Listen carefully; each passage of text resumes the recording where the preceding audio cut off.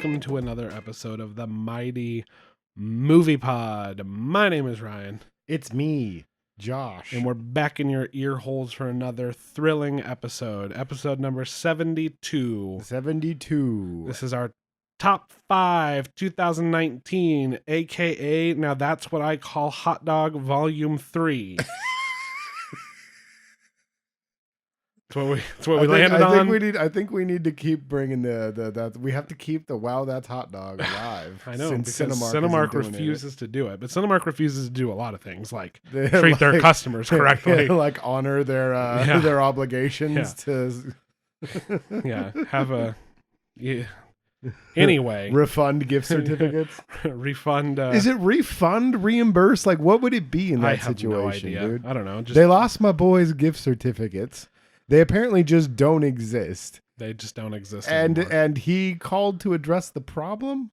Yeah. And they were just like, we'll email you in 14 days. That's weird. And then they were like, yeah, you should have protected them like cash. And I was like, they're electronic gift cards. Yeah. What am I supposed to do with that?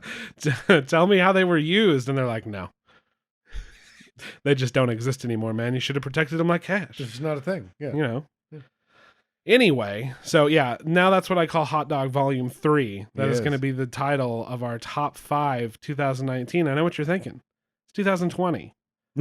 But this is a look back at what came before. Yeah, we're looking back. It's still January. We can do that. It's true. It's before the Oscars. As long as we beat the Oscars. Yeah. That son of a bitch.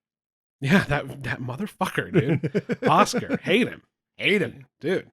The Guppies is where it's at. The Guppies. We have never put together the Guppies. We've never done the Guppies. One of these days, though. One of these days. We got to go down to the thrift store, get a trophy. Yeah, a fishing trophy. Yeah. Trophy. A fishing trophy. So, like most years, this is based on an incomplete sample size. Indeed. We haven't seen every movie. Every movie. So if it's not on the list, maybe we didn't see it. Yeah, probably didn't see it. Or maybe it just sucks and we don't want to talk about it. You know, I don't know. I don't know what to tell you. We did a pretty in-depth catalog while we were setting everything up. We did, but we're more in depth. I think last year I got rid of the honorable mentions because like it was such a good year.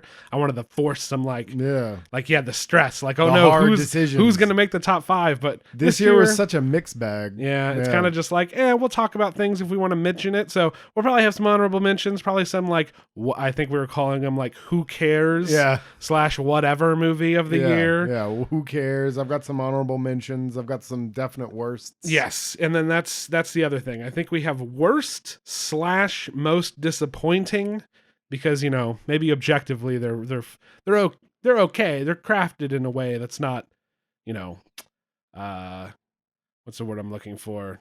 They're not incompetently made, but they were disappointing. So, and then best / favorite, because you know what? Sometimes your favorite movie of the year, maybe it was kind of dumb.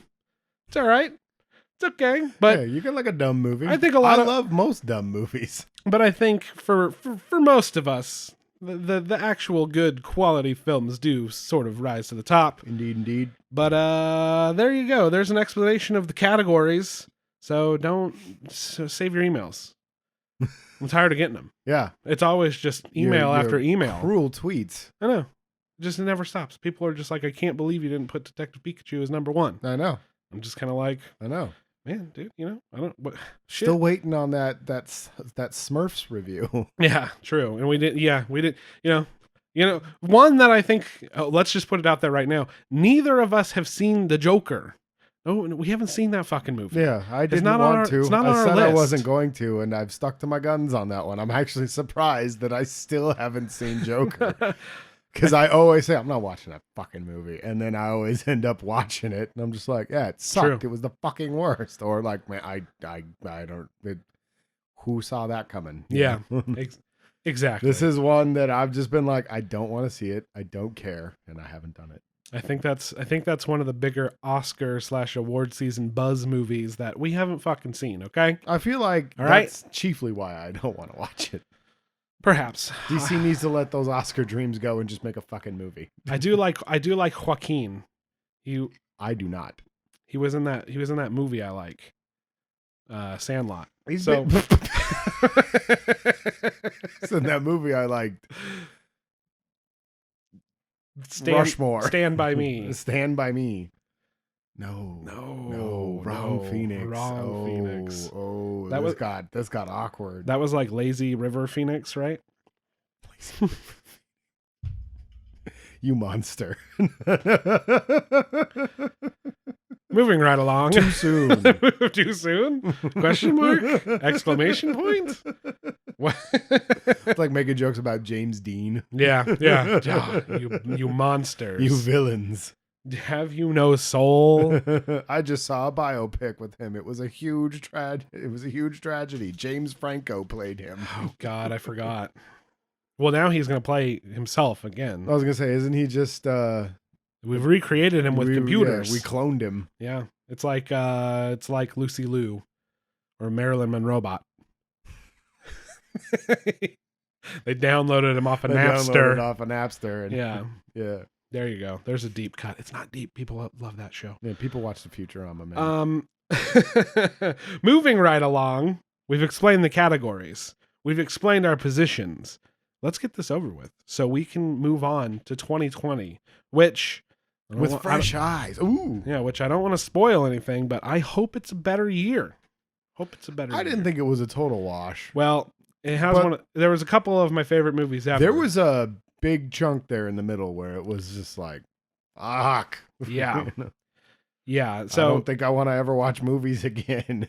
Yeah, I don't want to belittle the year too much. I think there was an absolute masterpiece in this year. Oh yeah. But and a lot of cool stuff. Some cool things that I like.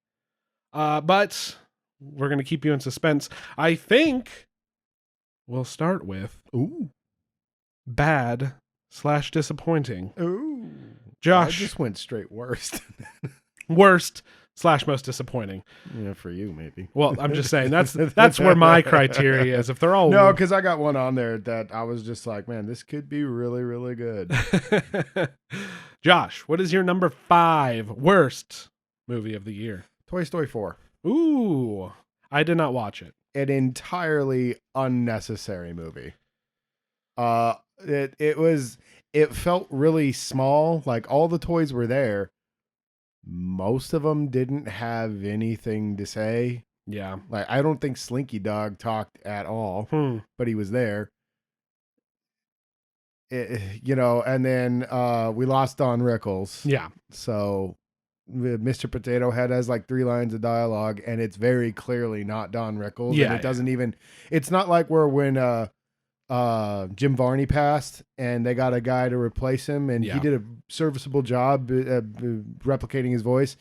They got another guy in there that's obviously not Don Rickles. I think it's the guy from the fucking potato chip commercials. I talked about it when we were talking about Kingdom Hearts 3 that whoever they got sounds exactly like Tom Hanks. Like Tom Hanks. Well, it's his brother. Yeah, it's his brother. Tom Hanks' brother. He does a good job, but the guy who does Woody too sounds like fucking I thought it was fucking Tim Allen. Yeah. So Buzz. Yeah, Buzz, sorry. I think they got the guy from the cartoon because there was a Buzz Lightyear cartoon. I think they get the people who do the spinoff. Yeah, like I'm Tom Hanks' brother. Always. If he can't do it, he does Woody. But yeah, so that's disappointing. Yeah, it had pretty much exactly the same plot point as 3 did. Yeah, and 3 is a brilliant film. I love 3 a whole bunch, but 4 was just kind of like it felt like. It was exactly what I thought it was going to be, where they were just like, let's keep milking that Toy Story money. And they're like, oh, this is the true ending. And I was like, no. That's kind of how I felt. I think that's why I never ended up watching it. It kind of felt like 3 was such a good movie. That was such a good send off. And it was kind of like, and the story continues, but like, we've already seen that story, but just like it goes on. And it's like, in this one, I was like, it looks, like you said, it looked small in scale just from the stuff I watched of it. It like showed a couple locations. It looked like it was just, oh no, we got to get back to her. It's mostly just Woody and Bo Peep. And I'm like, okay, well, I feel like we've watched them have their existential crisis already. And it was, and it was resolved that like, the generations, it's like we kind of got it that their story will keep going on, but Yeah. like as we know them and that story is over. It feels like it's one of the, it's like Silicon Valley was there for a while, where it's just like, and now Woody's having another existential crisis, and now Buzz is having another, and it's just like, guys, come on, you know, like, and the thing that really bothered me the most was how they changed Buzz. Like out of nowhere, Buzz was like the first film's Buzz, where he was a fucking idiot and didn't know anything, and it made me question if I had to go back and watch 2 to make sure that they went home with the real Buzz, and not the dumb Buzz that went and hung out with Lord Zed. Yeah, you know, like went to go play catch with his dad. God, wait, was that real Buzz or fake Buzz? That was fake Buzz. Okay, I'm gonna go play catch with my dad. Come on, son. Oh, you got me that time. You know, it's oh god. I love Toy Story 2. Toy Story 2 was hilarious. It was a great movie. But no, dude, it just didn't need to happen. And I was just like, what the fuck am I watching? That is too bad. But again, I'm not surprised. I just, every time I think I'm going to watch it, I'm just like, I'm okay. And I just don't. So, yeah. One of these days, I'm You're sure. You're not missing anything. Yeah, one of these days, I'm sure I'll be bored and just curious. But there's so many freaking movies out there. I doubt it. Okay. Number 5 for Josh. Toy Story 4. Should have put it at 4th. Moving right along. My number 5 worst / most disappointing movie is Star Wars: The Rise of Skywalker. Now I know why I should have put it at 4. I thought about not including Spoiler this. alert, that's my number 1 favorite. I don't believe you. I thought about just not even mentioning this movie. So it's kind of how I feel about it. But I was looking and I'm like, I don't know. I think it was it was one of the bigger disappointments. So that's why it went to number 5. We don't really need to talk about it. It was our last episode. You can go listen to that if you'd like. Yeah, it's just not a good movie. Yeah. It is what it is. Unfortunate indeed. It's just, for me, I think it would have qualified as a disappointment if I put down disappointments, because like there's so much potential in that movie. Yeah. There's so many good things that are in there, and none of them get room to breathe. None of them get time. The same thing we were talking about. It was just a scrambling editing. Yep. I think. Well, like you were telling by me, committee. Were you telling me yesterday they recorded most of Adam Driver's lines in his closet in his house? Yeah, they did the ADR, which they have to do the ADR anyway. But it was unclear of whether it was they redid some ADR, or it seemed that way since it was done so hastily and in such a manner. But on a I can't remember the name of the podcast, but they're sound guys, and they did the ADR for the movie, and they I forget, like not long before the movie came out, they went and recorded all those lines ADR of him in his helmet when he's talking to Rey in his closet at his house.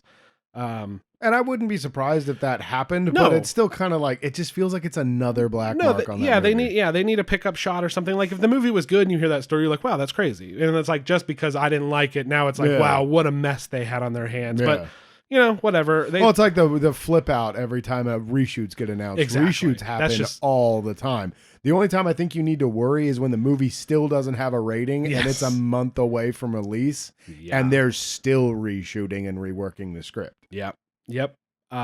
Very true. So, it was disappointing for me. I'm sure random anecdotes and shit about the making of that movie is going to go on forever. But I would actually like to see a documentary on this entire trilogy. It would be interesting. And I think I mentioned it before. Like I don't envy them for having to make that movie, but I fucking hated it. So what can you do? What can you do? All right, Josh, that is our number 5s. Now we are on to number 4. What is your number 4? My number 4 is Hobbs and Shaw. Hobbs and Shaw. So high. Or so low, however you want to say. Yeah, I think they go from least disappointing to most disappointing. Yes. Yeah. So least bad to worst bad. Oh, Hobbs and Shaw. Oh boy. Hobbs and Shaw was a miss on all fronts. Like the action somehow managed to be boring in one of the most thrilling action series that are out there. Yeah. Like, it's all over the top and crazy and so much fun. And this was just like over the top, yet somehow dumb and uninteresting to watch. I hated that movie, dude. I think it was uninteresting because it wasn't done earnestly, and not in a way that like The tongue-in-cheek earnestness that the other films do. it's not like kind of tongue-in-cheek where they're taking it serious, but it's Jason Statham with a baby strapped to his chest. You know what I mean? Yeah. Or like the fact that like there's a tidal wave of cars coming out. You know they're them. not going to die, and they're flying off of tanks through windows and stuff. And but Exactly. like they're like, holy shit, like this is serious. This is dope as hell. And this one, it was like, I'm more badass than you are. And Yeah, it's like, the ugh. constant, like, those were, I still swear that those were ad-libbed, and they were just so terrible. Like your mama. Yeah. You know, like that was zing, you know, like, no, those are funny once in a while, but we had, like, I think we talked about it. There were entire, like, 5-minute segments of the film with the two of them just talking about the other one's shirt. Yeah. Yeah. And this is not funny. When they showed off the trailers and stuff, and that's a movie that actually got pushed back due to reshoots as well. Yeah. But when I did like Idris Elba in the film. Yeah. When they showed off the trailer and stuff, and they showed those little one-liners, you're kind of like, oh yeah, they're like plucking those out. Yeah. But that is all the dialogue all the time. Oh, yeah. Through the whole movie. Oh yeah. Ugh. Until the end, where it suddenly got like really heartfelt and became all about Hobbs. Yeah. And his family. Yeah. Yeah. And his brother can work on cars, Yeah, so he can 3D print back together like a virus. He's a genius mechanic. I was like, what the fuck does that have to do with anything? He's not an engineer. He's a mechanic. So he's gonna fix this fucking virus sucker outer machine. Yeah, he would have to be a geneticist, a biochemist, and an engineer.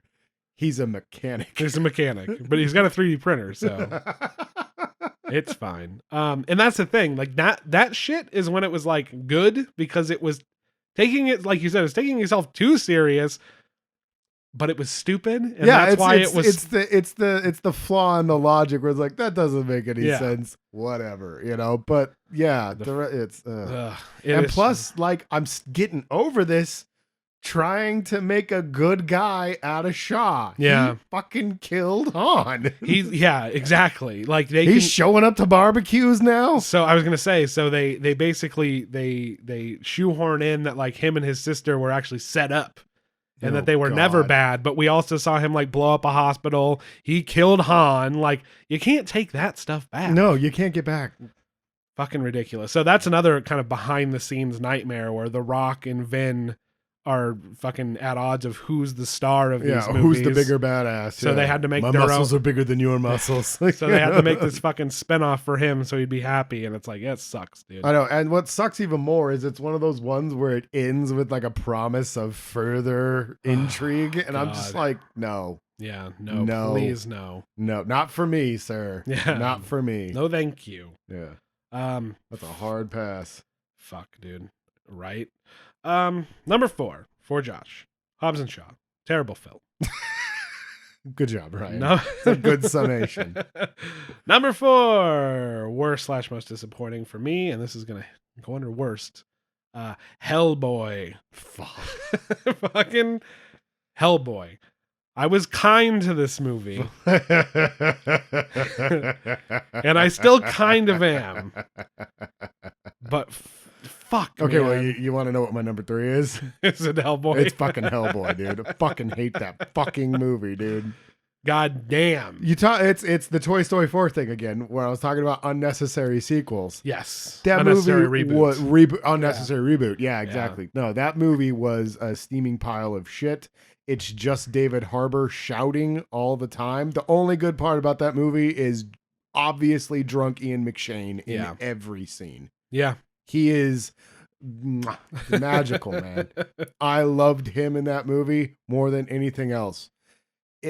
That fucking movie, dude. Like, well, I think it was what bothered me too was a lot of the hype around it. We're like, we're going to give you the real Hellboy, and I Yeah. was just like, well, the other one wasn't the real Hellboy, but it was close to it at least. I mean, it was okay, Yeah.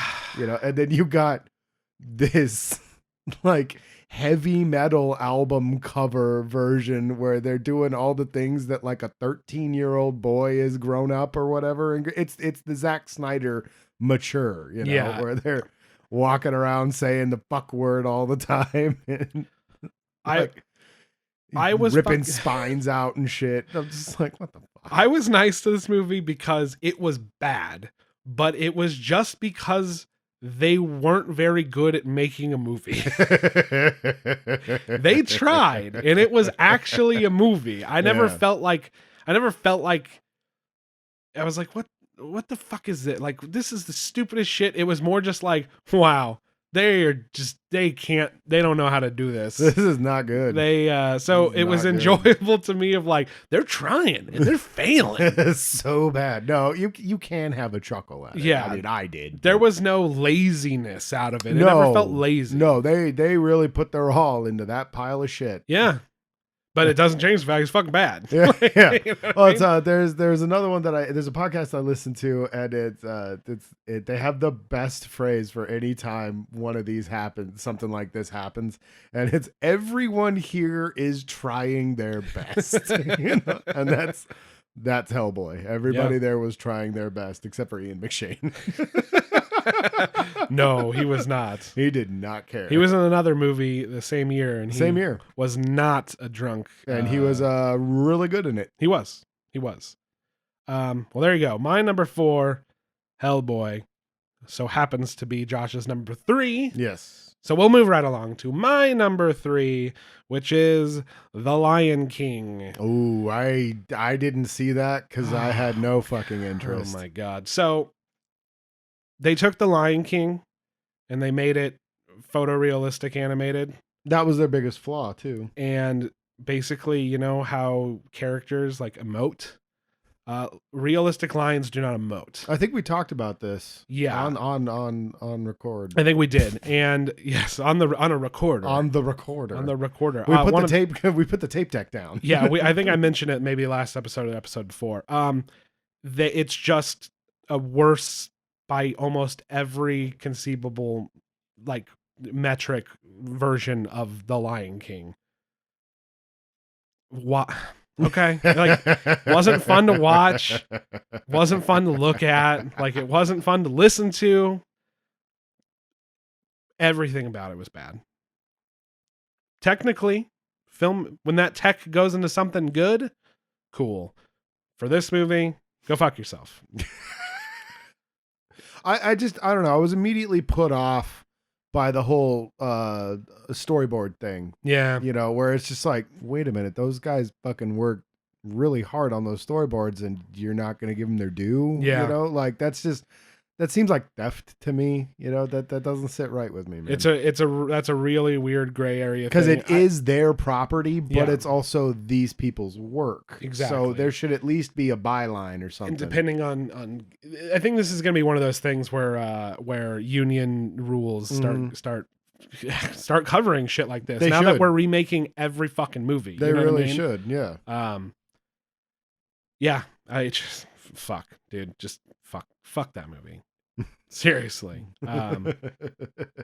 Is it all the same songs? I can't remember. I think they added a new song and then because I think Beyonce made her own song for it. Yeah, and then all the rest, I recognized. Yeah, they were about the same songs. Yeah.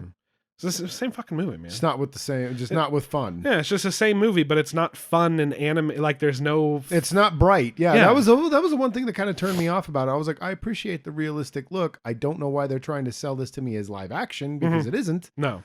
In fact, it was nominated at the Golden Globes for Best Animated. Which I thought was funny. I think that's great. Yeah. But yeah, dude, I was just like, but there's no. They didn't even put color into the jungle, and the jungle is a vibrant, colorful place. Like, yeah. It's just greens and browns. It's the clone Attack of the Clones of this generation. Like technically the things that were done there are going to have effects on movies going forward in a yeah. positive way, and it's pushing forward. Well, they already made Call of the Wild. Yeah. Oh God, it's pushing forward movie making technology and this VR kind of the way they were doing the sets. Oh, that was fascinating. I thought that was amazing. Yes. The way that they were able to go into their simulations. Yeah, and stuff. but it was in service of just garbage. So, it'll be one of those ones that at the end of the day, fascinating tech does not make a good movie. Nope. And yeah, fuck it. Like all right. The first Matrix movie isn't good because of bullet time. No, absolutely not. See, that's where one had a negative effect going forward, but yeah. God. See, I don't think that the bullet time had the negative effect. I think it was all the dumb shit they did in the sequels. Like the slow motion punch on Agent Smith's head and that terrible car chase. Yeah. From the second one. Oh man. So yeah, Lion King. Yeah, fucking dude. I don't know. Just watch The Lion King. Yeah, just watch. Yeah, that's my answer to a lot of these. It's not like Jungle Book that told the same story, but it did it entirely different. Yeah. Pete's Dragon told the same story, did it entirely different. Cinderella, same thing. These ones that are just a shot for shot remake with the tiniest bit of embellishment. I have this movie. I've seen this fucking movie. Yeah. I don't need to do this again. Yeah, it's like it's just kind of it's just like, it's aggravating. Why did I waste my time with this? You know what I mean? I didn't feel the same way about Aladdin. It just wasn't as good. It was just Aladdin again, but it wasn't as good. But it was interesting watching Will Smith play Hitch for a second time. So all right, let's get off of this Disney remake bullshit. Okay. That is my number 3, The Lion King, and we are moving on to Josh. Your numero dos. Number 2, Deuce. Men in Black International. Oh man, that fucking movie.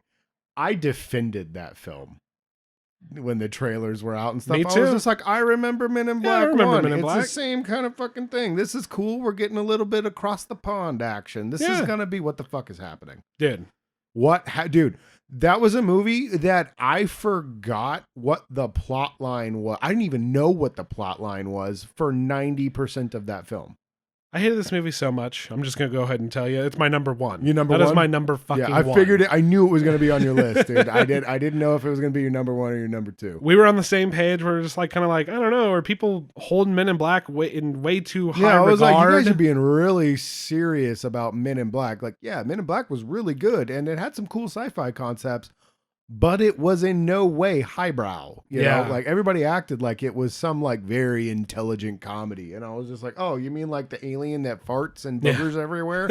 Yeah, that's Primo truly stuff. Intellectual humor. Yeah, you know, they're Rick and Morty fans. I never know what's happening. Yeah, you don't know what's happening. The two actors who worked together fairly recently to that movie, decent coming out, chemistry together, had good chemistry, were charismatic, were good, were just flat, dude, and so boring. Ugh. I don't think anybody wanted to be in that movie. I think the only humor that they even went for was ad-libbed in, and I was like, what, did they not write jokes in the fucking script? Oh, dude, it's the third one. The third one didn't have a script for 90% of the filming, dude. Yeah. And I'm just like, well, see, and it's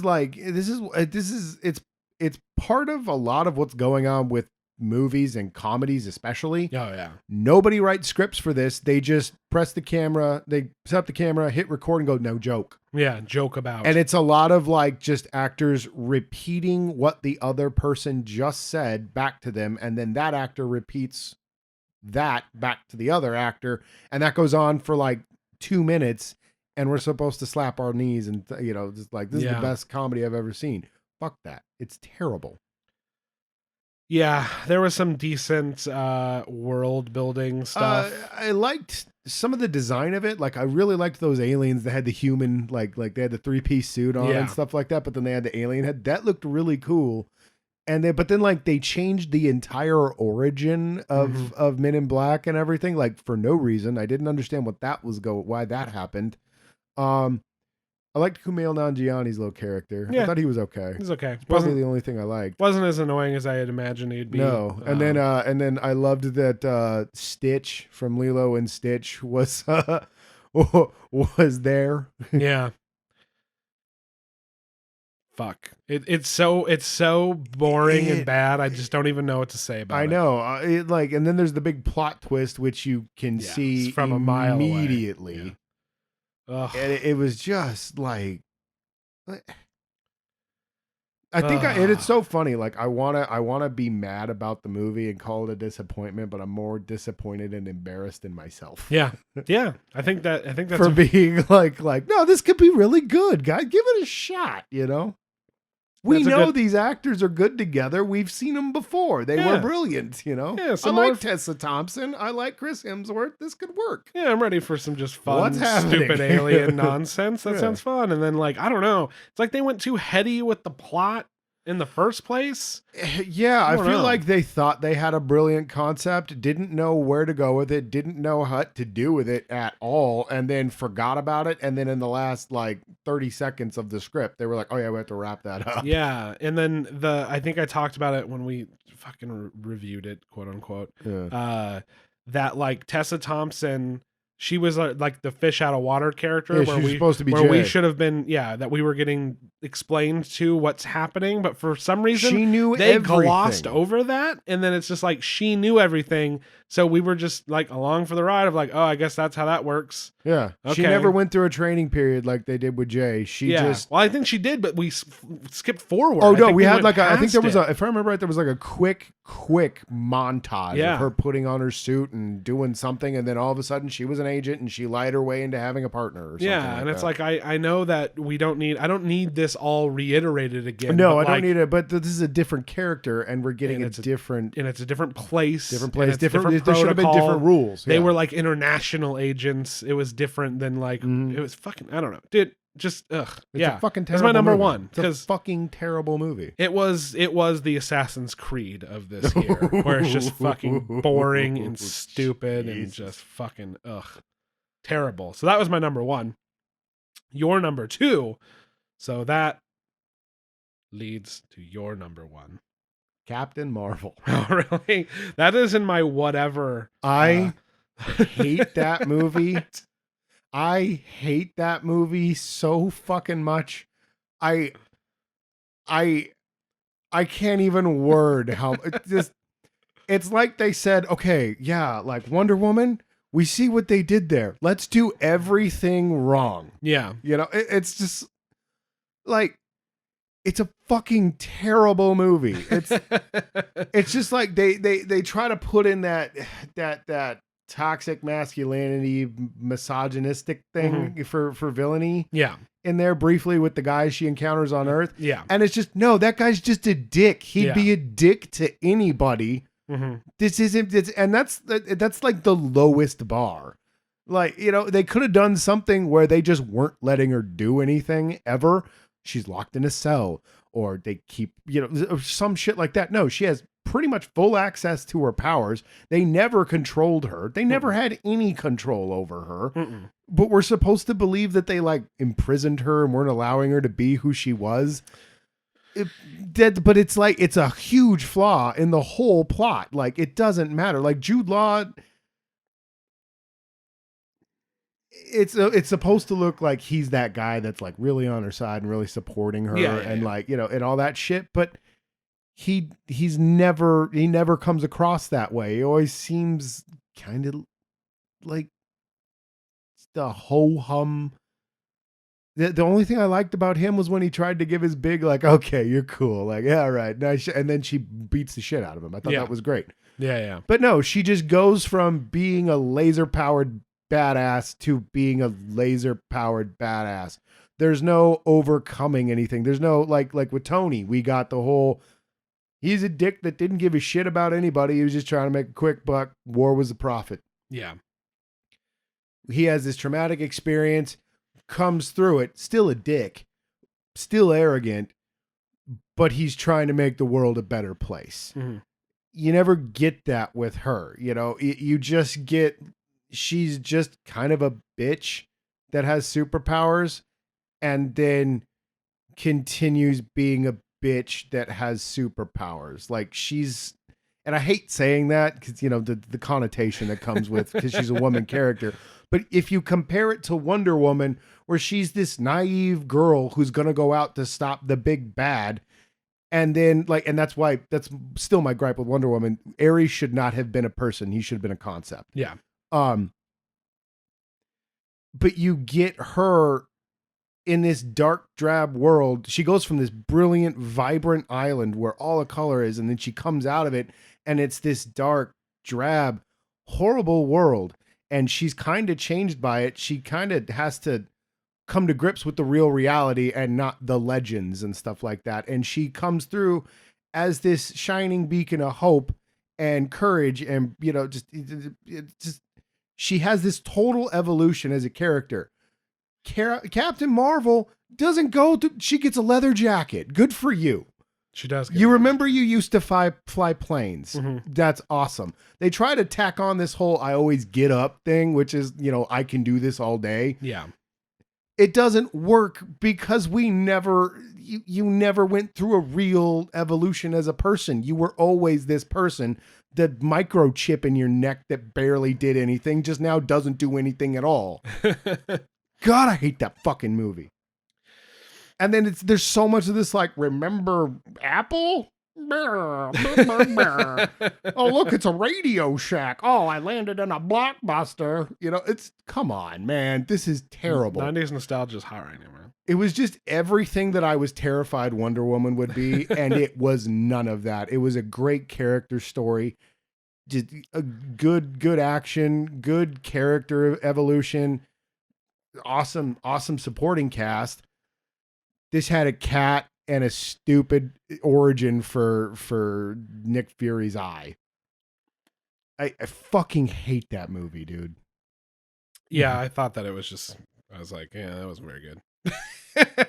I wish I hated it that much because I just was kind of watched it and was like, that's dumb. I think the other thing that disappointed me so much was in game. I was really hoping that we were going to get a Doctor Strange kind of rejuvenation, where it's just yeah, he's Doctor Strange. We're watching him now. He's been a Sorcerer Supreme forever. He's got all his magic powers. He's cryptic. He's mysterious. Nobody understands what he's doing, but he's just incredibly cool. And they give you that in Infinity War. Doctor Strange is one of my favorite characters in that whole movie. Yeah. And then in game, she shows up in the beginning, doesn't really do anything. Her and Thor are pals for a second. Yeah, for a minute. And then she fucks off to wherever. And then there's this one brief moment where her and Black Widow kind of have a little, where the hell are you? And she's just I'm taking care of everything else I have to take care of. Yeah. And I was like, oh, this is interesting. We're going to go see her be overworked and stressed and going through some real difficulty. Nope, don't see that. She just shows up at the end, blows up a ship, and then does nothing again. Yeah. And it was just I'm glad they did what they did for Nebula, and I'm really glad they did what they did for Hawkeye. Finally got a good Hawkeye piece. Yep. But she's the most uninteresting character they've ever put out. And I thought Black Widow was pretty uninteresting, and I'm actually kind of interested in this Black Widow movie because the Russo brothers did a lot for Black Widow. Yeah. She was kind of just oh yeah, she's the hot chick in leather with guns. Yeah. And then Winter Soldier gave her a really cool personality. I really loved her in Winter Soldier. Civil War, she's underused, but I like what they were trying to do with her, where she's just guys, torn. Can't we just be friends? Let's talk this out. She was kind of like me going yeah, just fucking have a conversation. Yeah, why are we fighting at an airport? There's no reason for this. You could have snuck in and out, Yep. Yeah. No, you're not wrong. She's a terribly uninteresting character. It's the problem with Superman for me. We're overly powerful. I don't find that interesting. Plus, I don't know. I guess Marvel is getting a lot of pressure to have a female directed. First of all, it was a female and male co-director Yeah. Female directed, like They want to get that Wonder Woman. female lead movie out there, Mhm. and I feel like it wasn't the right time, and also you already had all these cool developed female characters, so Gamora, Valkyrie, Scarlet Witch. Black Widow and Black Widow. yeah, and all plenty of characters out there to give that to. Gamora So- and Nebula are the best part of second Guardian of the Galaxy Yeah, movie. absolutely. And Valkyrie's a super interesting kid. She's my favorite character in Ragnarok. Yep. So it's one of those things where it's like you're doing something you don't have to do. So it felt rushed and it felt dumb, and I was like, this character is just kind of like, I get it. I'm supposed to think she's cool, but I don't think she's cool. They were like trying to do Captain America with Tony's personality. Yeah, and I was like, all right. It's funny. It's female. I don't know. I'm not trying to ruffle any feathers here, but it's male power fantasy. But if it's the other way around, it's female empowerment. Yeah. When I'm just like, it's kind of a female power fantasy. It really It's kind of was. how I would have described it. And I was just kind of like, I didn't like that. I don't think it was very well executed. I hate it. Well, Yeah. I was talking to one of my friends about it, and I was But like, I think that's worse. I just don't think she's that strong a character. And she's like, but she kicks a lot of ass. And I No, was like, not oh, so physically. whoever punches a lot of people makes Yeah. them strong. That's like that's like a fifth grader's Yeah, opinion. not physically. I'm not saying Yeah. who would win in a fight here. I'm Yeah. saying the strength of the character. Yeah, the strength of the character. Is this a person I like and can get behind, and Yeah. not because they can punch really hard? I don't Yeah. like Captain America because he punches people hard. Yeah, I was confused. The character had mood swings. God, I didn't mean it like that. This is such a touchy subject, dude. The character, the character is flip flops between Yeah. between like whether they're like I feel like I'm being oppressed and I'm gonna break through, or being like a cocky cock. Yeah. So She seemed very glib about her oppression. yeah, it was weird. That was a part where I was just like, God damn it, like and the nonlinear storytelling to her origin, I think didn't lend any. it didn't play very yeah. well. Yeah, it was confusing at times. Yeah, I have that. I mean, I didn't number my whatever or who cares movie. That's how I felt about that movie, and I think we talked about it at the time. I was just kind of like, this movie ain't even worth hating. You can hate it, I wanted that big win for Marvel. but I was gonna say, but you care about this Marvel universe and the characters that are being put into the mainstream as more people come into a license that you loved and have been a part of forever. And You're a Marvel zombie from way back. oh yeah, I've been a Marvel zombie for days, for days. So I No, understand. Yeah, it's just so disappointing, and it's the same in the comics. Like nobody really likes her in the comics either, but they keep trying to shove her down everybody's throat as like their big feminist character, and it's like, no, we already picked that character. It's Storm from the X-Men. She's been that character for years. Everybody loves Storm. Yeah. But I know they didn't have the rights to the X-Men. Can't do a Storm movie. Then make a good movie. You know? Yeah. Like I said, it's one of those weird, like, why were they getting pressure when they had so many strong female characters already? Because none of them were the centerpiece. Were the star, but then write a movie for them. I feel like right before you're wrapping up like your whole saga, it wasn't a time to bring her in. Exactly. Well, especially when they tried to, like I said, Captain America her and kind of make her the main Avenger. Yeah. And then now it's weird that we're having a Black Widow movie after she's fucking dead. Yeah. It's like, come on, man. Like, yeah, exactly. They could have They should have done the Black Widow movie first. Yeah. Honestly, I would have been much more interested in a Black Widow film than I even thought I would be, because I've kind of made jokes about like, who wants to watch a Black Widow movie? And the closer it gets to me, the more I'm like, well, I want to see Natasha again. Yeah. The more I started thinking about it, the more I was just kind of like, you know what? That's actually, things got a little galactic near the end of this, and actually I think I'm ready for like military dicks. Yeah. And plus it's got Taskmaster. Let's just be real. Yeah. I'm And that's excited what I love about the Taskmaster. Ant-Man movie so much, is like they're not trying to stop a god. I'm or the anybody. other evil scientist. Yeah, there's always an evil scientist or some crime lord that's trying to steal technology and sell it. Like, I think that's cool, man. Yeah. Smaller stories. Well, there you go. So I guess where we fall on that. So number one for Josh is Captain Marvel. Mine was Men in Black International, which was Josh's second. So the Mighty Fish Pod or the Mighty Movie Pod, worst movie of the year is Men in Black International. Yeah. Oh yeah. I'll definitely go down on that one, dude. Ooh. Oh no, I'll definitely sign up for that one. We'll go with that. Yeah, that's much better. So that's where we meet, where the averages meet up. Yeah, and that's our collective worst. But Josh's, because he's very passionate about it. I'll reiterate again, Captain Marvel. Such a misfire, dude. Captain Marvel. All right. Wow. We're moving right along here. Wow, what a great audience. Let's have an intermission. Let's have an intermission here. Let's bring out the host. Let him joke.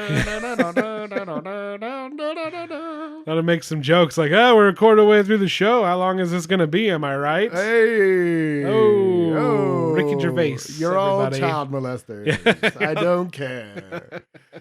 Everybody praised him for his honesty, but I was like, he had to get that past the fucking board. Dude. Yeah, like this is a bit. Yeah, no, and he tweets out. He always tweets afterwards, like, yeah, they're jokes. That whole thing is I don't care. Yeah, it's jokes. It's a bit. It's a bit, but also they are child molesters. So, what do you want to do next, man? You want to do who cares? You know what? Let's talk about. Or do you want to do the near misses? Well, okay. Let's no. I think before we go into our best of the year, our best / favorites of the year, I feel like we should save that for last. No. I know. We'll save that for last. That's last. Okay. Obviously, okay. You end on the best movie. I'm saying, I said before we get into that, let's talk about the movies that who cares. Like while we're looking at a list and putting our list together, you look and you're like, oh, I forgot that came out, and you're like, I fucking don't remember anything about that. So this is going to be a quick in between our awards. Who gives a shit? Let's talk about the movie. That's exactly what I titled it. Who gives a shit? Let's talk about the movies that came out that nobody cares about. Yeah. I didn't number these. Did you? I did. All right. Then we'll go off of Josh's here. Oh, okay. I mean, let's hear them because I'll read them in any order. That doesn't fucking matter. Let's start. What was your number 5, Josh? Spider-Man: Far From Home. Spider-Man: Far From Home was not on any of my lists, so I guess that should go into whatever. I liked it better than Homecoming. Same, but ultimately, like. I watched Homecoming a second time. I still haven't watched Far From Home again. I watch Into the Spider-Verse at least once I've seen that like 10 fucking times. Fucking love that movie. But Far From Home, I liked it more than Homecoming. I love that JK's back. Oh yeah. I love that I'm getting my daps and he's an Alex Jones. Yep. I think that's great. Yep. I don't care for the Iron Man thing they're doing with him. Like, I think I talked about it when we talked about it. I don't really like this thing where like he's not an everyman anymore. He's got access to billions of dollars. Yeah. He can do whatever he wants. He's not the homegrown hero. Well, that's the thing. I think that they're trying to reset the clock here, like with that. We'll see what happens, but you're not wrong. And also, they went out of their way, and this was one of your main problems with Homecoming. They went out of their way to skip the origin and Uncle Ben and what his family means to him and whatever. Yep. And then they just shoehorned it into this movie, but it's Tony Stark, not his uncle. Exactly. And they're just like, okay. Yeah, it's like, oh, all right, fine. But he's using Uncle Ben's suitcase, but he's not using Uncle Ben's suitcase. So it's like, what? Did they ever show a picture of Uncle Ben? No, that's I had that complaint when we were talking about Homecoming. In their home, there's no photos of her and Uncle Ben together at all. It's like he doesn't even exist, and I feel like that's kind of shitty. Like, fine, don't do him, but bring him up in a conversation, maybe. Yeah, or something like that. Just like oh well, your Uncle Ben, what a da da da da. It's like I know, whatever. Yeah. Have a photo of him in the goddamn apartment for fuck's sake. Yeah, like exactly. You were married to this man. Yeah, I don't know. It just bugs the shit out of me, dude. But yeah, like I don't really. I remember complimenting the supporting cast actually being a supporting cast and doing things and having personalities. Yep. Instead of just oohing and ahhing over how cool Peter is. Exactly. Still, Flash sucks. I was really hoping that with this new dude, they kind of really did, they brought in this new dude, and I was like, here's Flash, and they've adapted him to this school, everybody likes him because he like shows up, Yeah. and he pays attention and does his schoolwork, and Peter is a victim of circumstance. Yeah. Um, yeah, he just they fiddled that away too, and that's the thing. Is just like the movie just kind of goes like, it just doesn't. It was kind of just like, whatever. Yeah. I was like, yeah, that was fun. Yeah, I thought that was pretty good. All right. Fucking. Yeah. I'll watch the next one. Like I don't know. Exactly. It's not. I'm not chomping at the bit. You know what I mean? Just for any more like- Spider-Man. I'm like, hey, when I watch the Spider-Man, I go, yeah, I like the Spider-Man. And Yeah. then when he's gone, I go, all right, I'll see you next time. I Spidey. still talk about Into the Spider-Verse, and Yeah. I'm still 100% honest when I say that that's the Spider-Man that I look forward to the most. Oh, for sure. I'm waiting for the next one. Oh yeah, a couple more years on that one for Yeah, sure. But, can't wait. It's gonna be good. I'll just pull one off of my list here. Lego Movie 2. Yeah, I remember I asked you about that because you saw it, and I know you loved the first one, and you were Yeah. just kind of like, Yeah, love the Lego Movie. I think it's one of my favorite movies of all time. Excited for the second one. Rex Dangervest and his origins will shock you, but Rex Dangervest still awesome. Still awesome. But the movie as a whole, they went for a new theme, like what they were trying to say. The first one, obviously, individuality and creative and all that stuff. I always thought that was ironic because then they sold the It's- Lego sets Yeah, from the movie. exactly. And all that good stuff. I thought that was all very well done, and it was very funny. And this one, Yeah, Not it's a good fucking movie. not quite as funny, I think. Still pretty good. The lesson we learned at it got much more meta than the first one. The first one got really meta there at the end with the kid and Yeah, all that was really stuff. good. This is from the beginning. The setup is made Oh, so you is start made in the with- real world at the first sign. So you sign start a go. with that. Mhm. And yeah. Oh, all right. There's also like time travel elements in it. It's just the concepts were weird, and what we were trying to say Went a little too it was basically far. sharing was kind of the deal. It wasn't as heady. It was kind of just it was fine. Tiffany Haddish, like, she had a fucking song in it, and there was a lot of songs, and not in the first one where it was like it's funny because they're all singing the same pop song over and over Yeah, again. well, and then didn't Kitty Unicorn have one? Yeah. But this was like actual musical numbers, which were weird. And then there's like a twist. I'm trying to even remember. There was like a twist, and it was fine. The parts that were good were like good, and the parts that were just whatever, they went by, and I was like, there's another one. I never thought about it again. I watch fucking Lego Movie like all the time. I know. And Lego Batman. I love Lego Batman Lego too. Batman is so good. I never saw Ninjago, but It was. yeah. I watched it with my nephew, and even he was kind of like, yeah. But the second one, man, it was kind of like, there were some parts that I was like, that's pretty funny, and then it just was weird. It's kind of weird. I don't know. But Rex Dangervest and his origins will shock you. So Rex Dangervest is Emmett. Fucking from another reality. And Yeah, I know. I And was then gonna say, he's isn't all he just he's Chris all Pratt? and he's all bitter because he's been left behind. It was kind of a Toy Story thing. They kind of have a Toy Story thing going on too. I don't remember well, how they that are kind of like the ADD version yeah. of Toy Story. I don't remember how that all wraps up.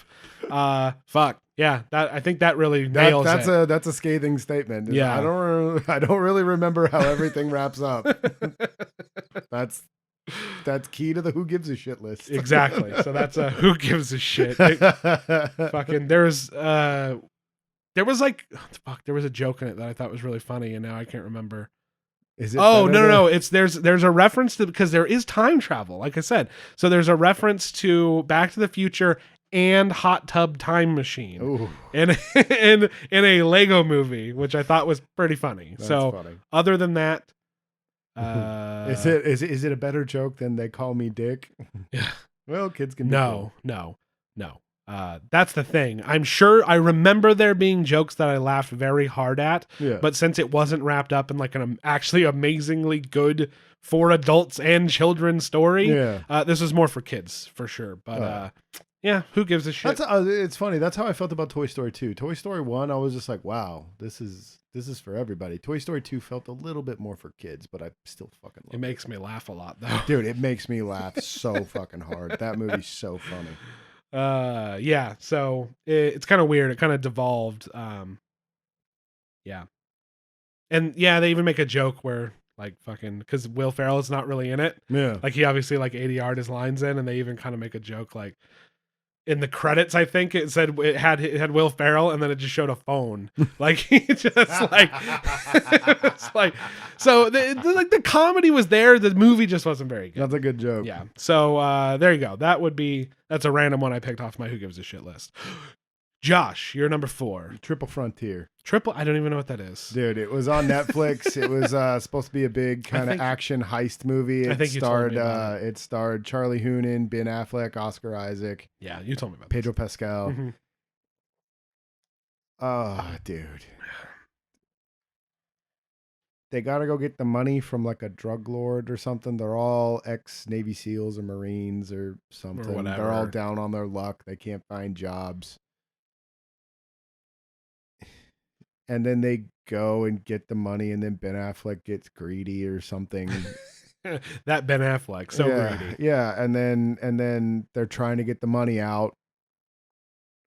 I made jokes for a long time where I'm just like, well, yeah, they keep pumping out all these new movies and shows to pay for that big helicopter they had to fucking buy for the movie. Because, like, it's one of those movies that, like, you think it's over and then it keeps going. And then you think it's over and then it keeps going. And you think this is it and then it keeps going. And it's just like, how fucking long is this goddamn movie? I can't even remember most of what happened. I know the Sam's kid from Tron Legacy, him and Charlie Hunnam are supposed to be brothers. Oh, okay. Which I thought was hilarious. 1, they don't look anything alike. 2, one has a American accent, and the other one has his Charlie Hunnam, I'm an American now accent. Yeah. Ugh. I know. Fun to make fun of in Pacific Rim. Very much. Not so. fun to watch if you're going to watch a show or a movie with him and you're supposed to take him seriously. Yeah. When he's a Jaeger pilot. When he's a Jaeger pilot or a badass Harley riding dude. Idiots. But yeah, dude, it was just like, it wasn't interesting enough to be the drama it wanted to be, and it wasn't thrilling enough to be the action-packed the heist film that it wanted to be at the same time. Like, it didn't pick a lane, and it failed at both things. Yeah, it was just a big old stinker. Big old stinky. Like I said, again, I don't remember how it wrapped up. Yeah. I know that they give the money away because Ben Affleck dies or Oscar Isaac dies. One of them dies and they give the money away. You're like, okay. All right. Yeah, I saw fucking. There's a lot of movies that do that. Fuck it. Yeah. I was like, I could pick one, but I'm not going to because there's one I had in my mind. The Town, whatever. Oh, The Town? I like The Town. You know what's funny, though? Unfortunately, again, I don't really remember The Town. I remember loving it when I saw it. Yeah, it's really good. But yeah, it's the way it wraps up is kind of like whatever. Yeah. Fuck. So what was it called again? Triple Frontier. Triple Frontier. Who gives a fuck? I will pick another random one for my list. So violent. Terminator Dark Fate. Dude, that's on my list too. Okay. Yeah. Yeah. Not as awful as I thought it was going to be, but not even. Nowhere near as good or even poignant or necessary. Like, it's another Terminator movie post Terminator 2. I was impressed they made a movie that wasn't aggravating to watch. No. But what they didn't do was make a movie that I cared about. No. At all. Nope. Or that even had any weight or significance towards Terminator post Terminator 2, because this is a sequel to Terminator 2. Yeah. But all this did was go like, it's going to happen, but it's different. Yeah, that didn't even make any sense because. Do we want to? Yeah, no, we can spoil it. I don't give a fuck. Yeah. Okay, cool. Yeah. They shoot John Connor. Yeah. So it still happens. So it has the hugest flaw right off the go.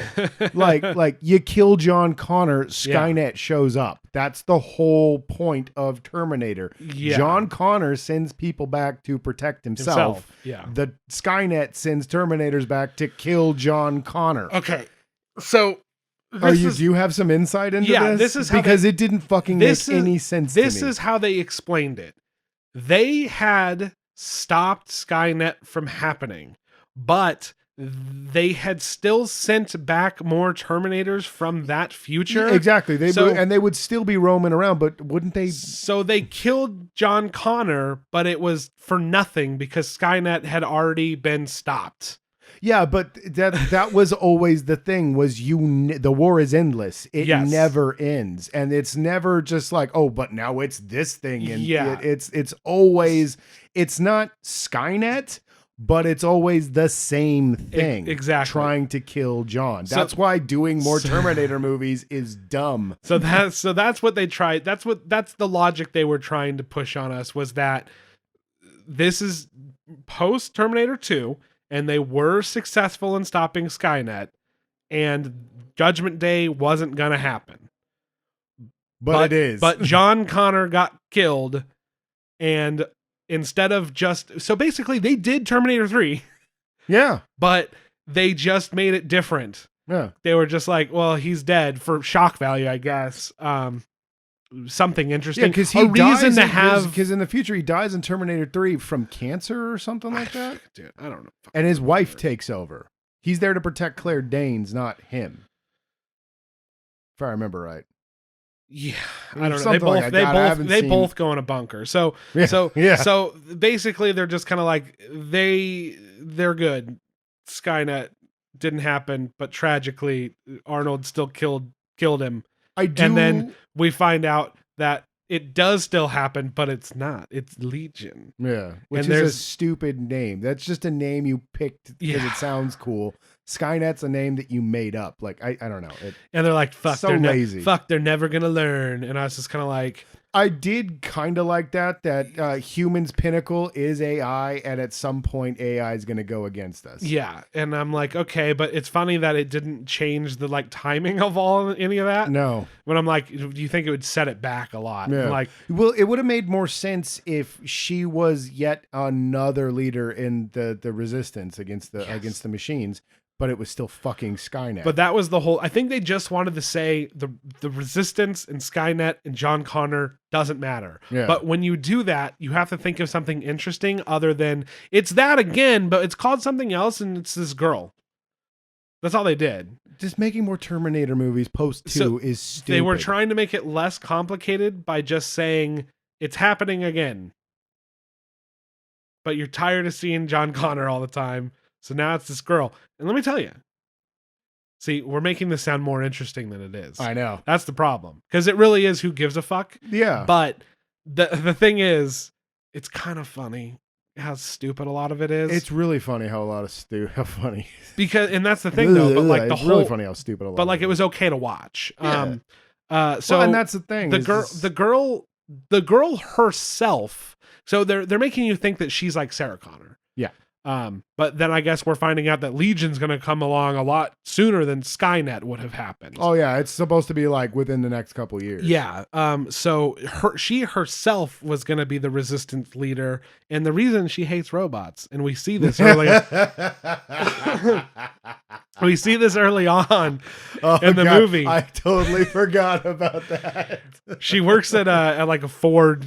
It's a car manufacturer in Mexico, and her brother gets laid off because of they replace him with a robot arm, and then she's in the boss's office like, where there's 600 people out there. Where does it end? Yeah. Like I'm not gonna fucking take it. Yeah. And then later we see her with Alicia Keys' hair, and she's like, we're gonna rise up against these damn robots. I'm the leader of the resistance. And I was like, this is fucking stupid shit. I was just like, so that robot arm fucked it up forever. Forever, yeah, dude. Yeah, the robot should have known. They pissed off the wrong Mexican woman. They did. It was fine. Yeah, Grace was cool. Yeah, Grace is cool. Uh, Uh, Arnold was stupid. Yeah, he was there. Like, I'm also here. I make curtains. Yeah. All Yeah, right. yeah. I mean, I didn't care that he made curtains. It was just like, why are you here? And why? What? It This was is unnecessary. funny. I mean, to be honest, that's one of the more interesting parts. Is it's funny that like he's like, I completed my mission and I'm a fucking robot. What the fuck do I do now? Yeah. And looking You at would have think, but see, like that's stupid. He would have shut down. yes, true. But the funny thing is like, what if now he has to go along just acting like he's a human? He has being? to keep pretending. Yeah. So watching fucking a Terminator Arnold act like a person Yeah. is kind of funny. Yeah. Or he's just like, Well, it's the ultimate evolution of what the T-800 would have been in Terminator 2 had they not dropped him into the slag. yeah, exactly. Yeah, true. They did explore this in T2. Except it's odd because they didn't remove his chip like they did in the first movie. Yeah, maybe he did. Or the second movie. Maybe he did it himself. I don't know. Yeah, who knows? Um, That was one line that I thought was really funny was after she shoots him like 5 times, he's bleeding out of his chest. He's like, this is going to be very hard to explain to Elena. yeah, Just dry. I thought that was very good. he's just yeah. So it was fine, but he was completely unnecessary. Yeah. So was Sarah Connor. Sarah. So like I said, they basically were just like, how about we just remake Terminator 3, like try to make a new Terminator 3. Yeah. And it was like, well, you did the same thing. Good for you. Fuck, whatever, it was fine. Yeah. Who gives a fuck? Terminator, Dark Fate. I really did forget what it's called. Dark Crystal. Yeah, whatever the fuck it was called. All right, Josh, what else you got on your list? I got Star Wars Rise of Skywalker.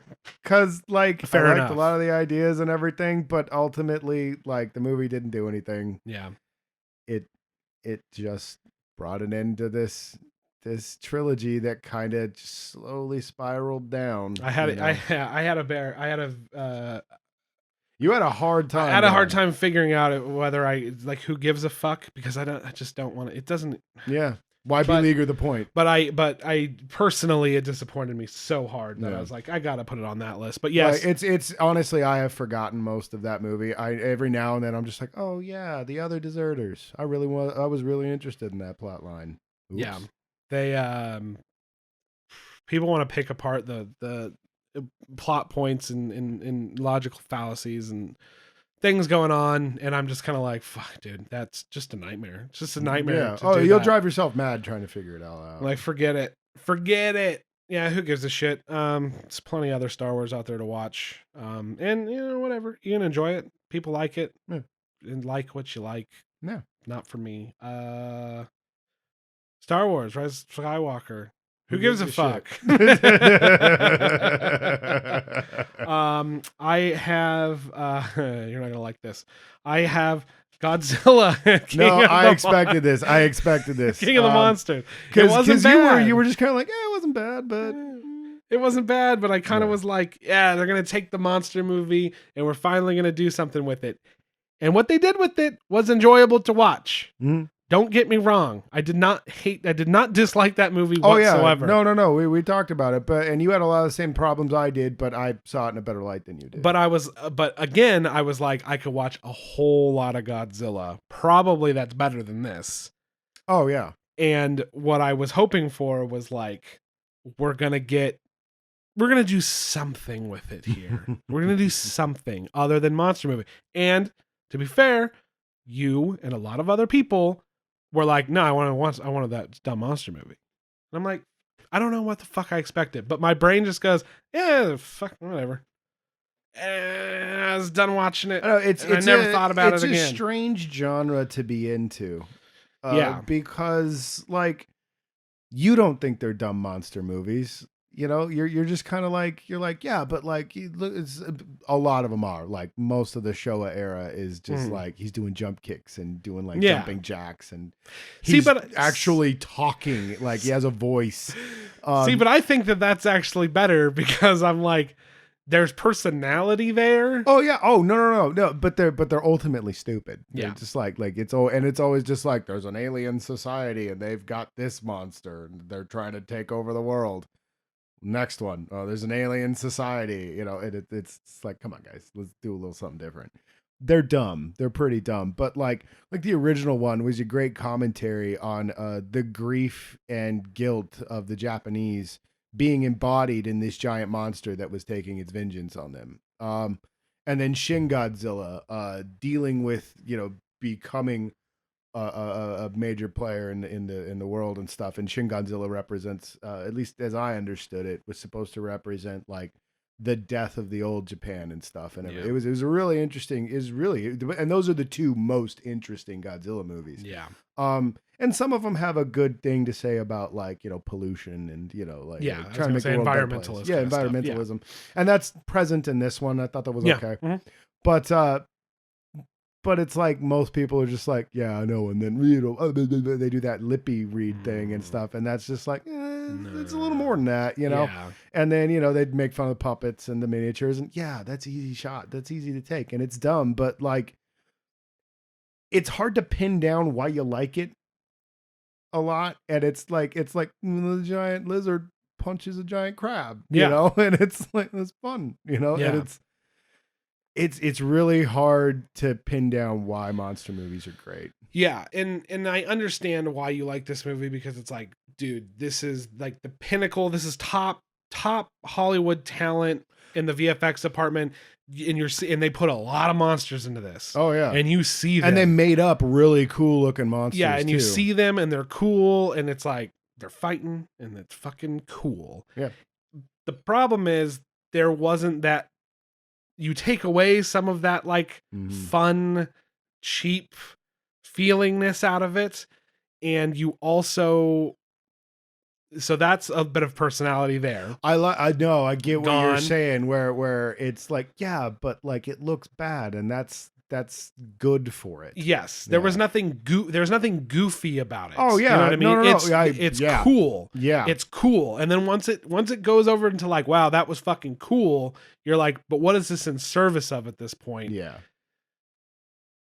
And I think they just didn't make me care that these monsters were fighting. No, I get what you're saying, because if you compare it with like Kong of Skull Island, you have that crazy opening where it's like a kung fu movie between John C. Reilly's character and the kamikaze pilot. That was cool. And then you have that whole crazy bit in the middle where Tom Hiddleston's got the gas mask on and he's doing like this weird anime sword fight with a bunch of like demon birds. Yeah.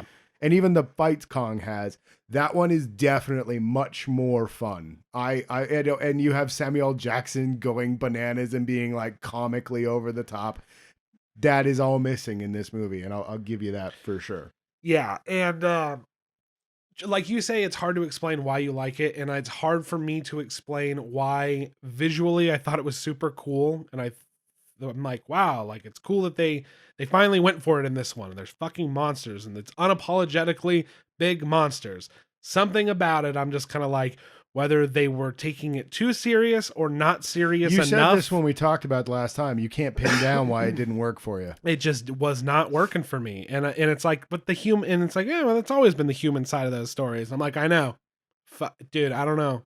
Maybe the genre. Maybe I need to be more versed in the genre. Maybe that's the thing. I'm not a fan. Like, I'm not already on the inside. Yeah. So it's like, It's a hard nut to crack. yeah, it's finally like, for a lot of people like you, it's finally like, yeah, look, they didn't blow it. They didn't blow it this time. And in mine, I'm just like, that was fine. Fine, fuck whatever.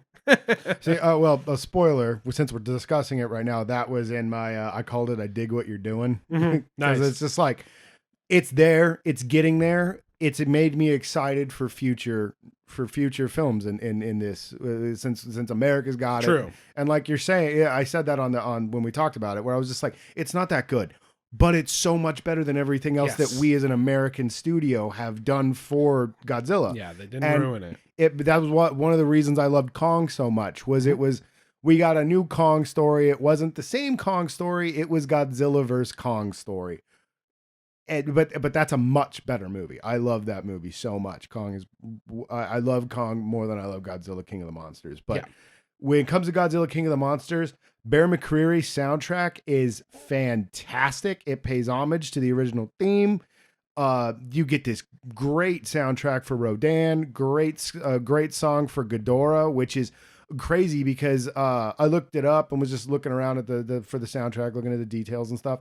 And the chant that goes on is a Buddhist chant about many becoming one and finding peace in the void of death and stuff like that. So it's very sinister. The whole thing for Ghidorah is very sinister, very scary, and I like what they did with him a whole bunch. Rodan gets these certain looks in his face that they do with the animation where it's just like, that guy's got a lot going on. This guy's a piece of shit, you know. Just him chasing down the ship was awesome. Could have dialed back on the human part in it, maybe a little more Godzilla, but when you compare it to the 2016 version where Godzilla's barely in the movie, you get Godzilla at like, I think it's the 30-minute mark, and it's just a Godzilla movie from there on, dude. And it's brilliant. I love it, dude. And agreed. It didn't waste my time. Yeah, and I like the potential that the movie represents, and I hope that much as they did with the last Godzilla movie, they learn from their mistakes and move forward, and we get even more. It's improving. It's improving, and I'm looking forward to I'm hoping that Kong versus Godzilla is going to be the culmination of a lot of these mistakes and stuff. I'm into that. Yeah, I'm into that. I will tell you that. All right, what else we got on your Who Gives a Fuck? Who gives a shit? I have. Well, the last one I wrote down, considering we talked about 4 of them already. The King. The King on Netflix. I talked about it briefly. Yeah, here. we did. We talked about it a bit. It's totally weird. Mm-hmm. I love the War of the Roses and Henry and King Henry and all that stuff. It's my favorite Shakespeare play is King Henry V. That's what this one's all about. Yeah, and it's.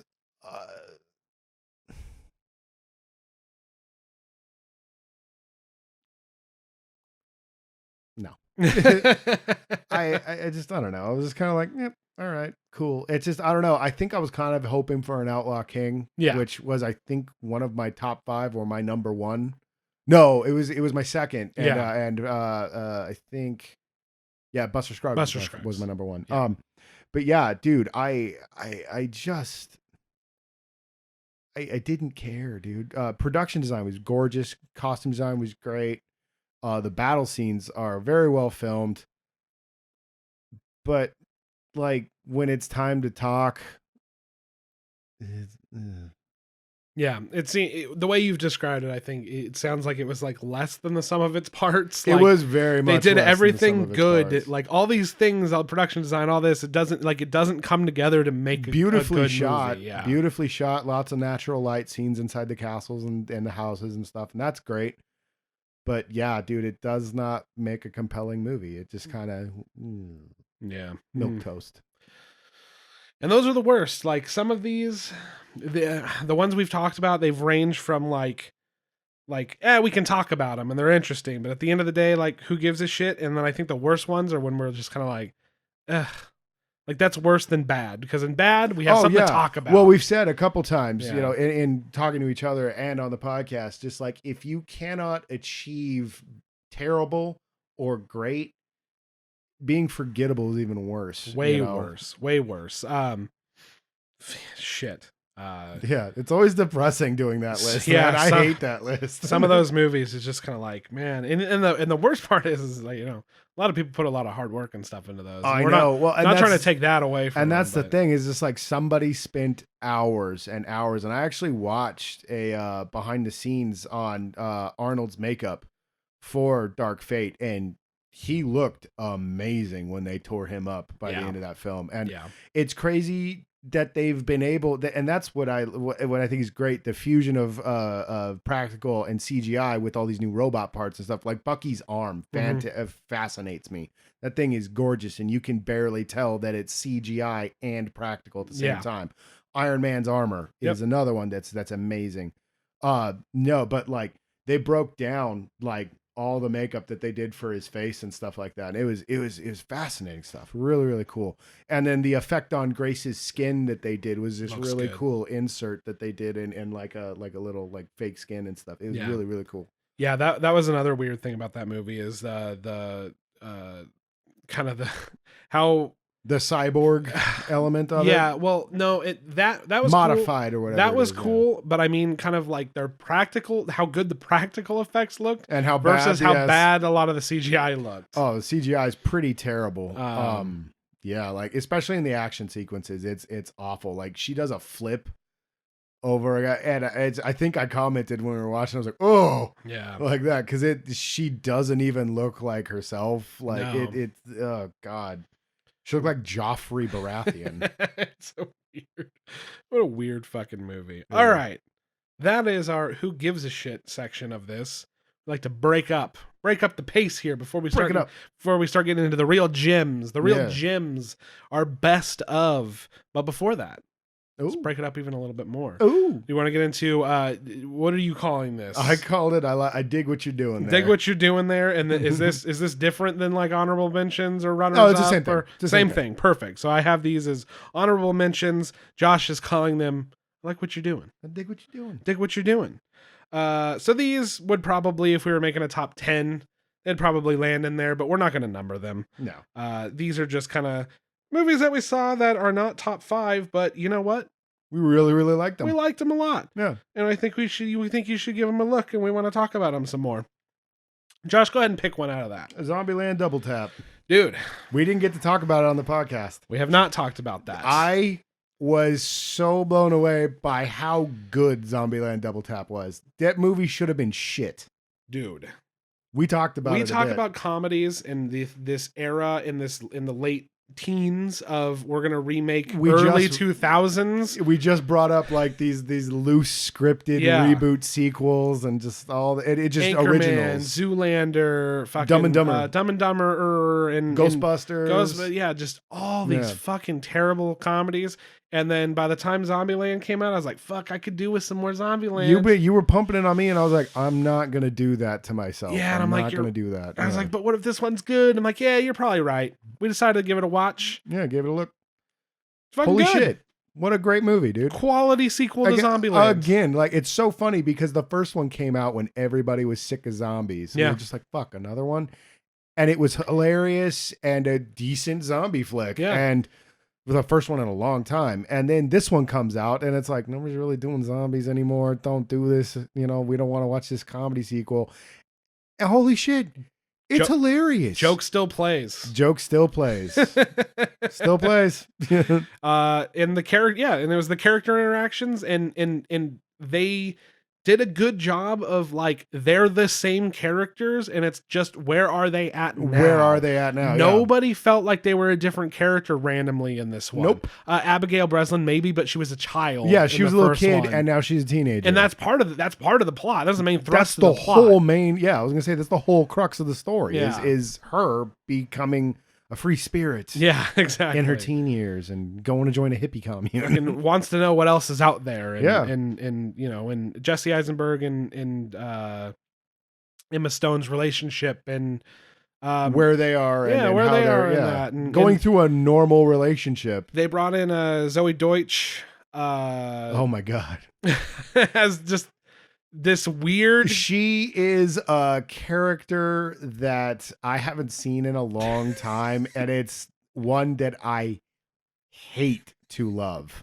Exactly. She was the best. I thought she was fantastic in her role. I hated every minute she was on screen. I found her excruciating to watch, and that's exactly what she was supposed to be. Yeah. And she does it perfectly. It felt channeling her mom. Yeah, exactly. It felt like a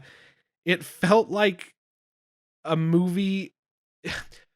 Oh, man, it's so weird. So all of the jokes are like, man, this feels so 10 years ago. But it's supposed to. But then it's so aware that it is, Mhm. that it's got just a little bit of a twist on it. Well, yeah, because they make jokes about the dated jokes that are being told. Because they've been living in Zombieland the exactly, whole time. Exactly. They're all like old references, but they're like, really, you gonna still make that joke? You know? Yeah, the downfall of a lot of these late sequels. Oh, Super Troopers 2. That's another terrible one. God, Joe Dirt 2. Joe Dirt 2. Famously the worst film we've ever seen.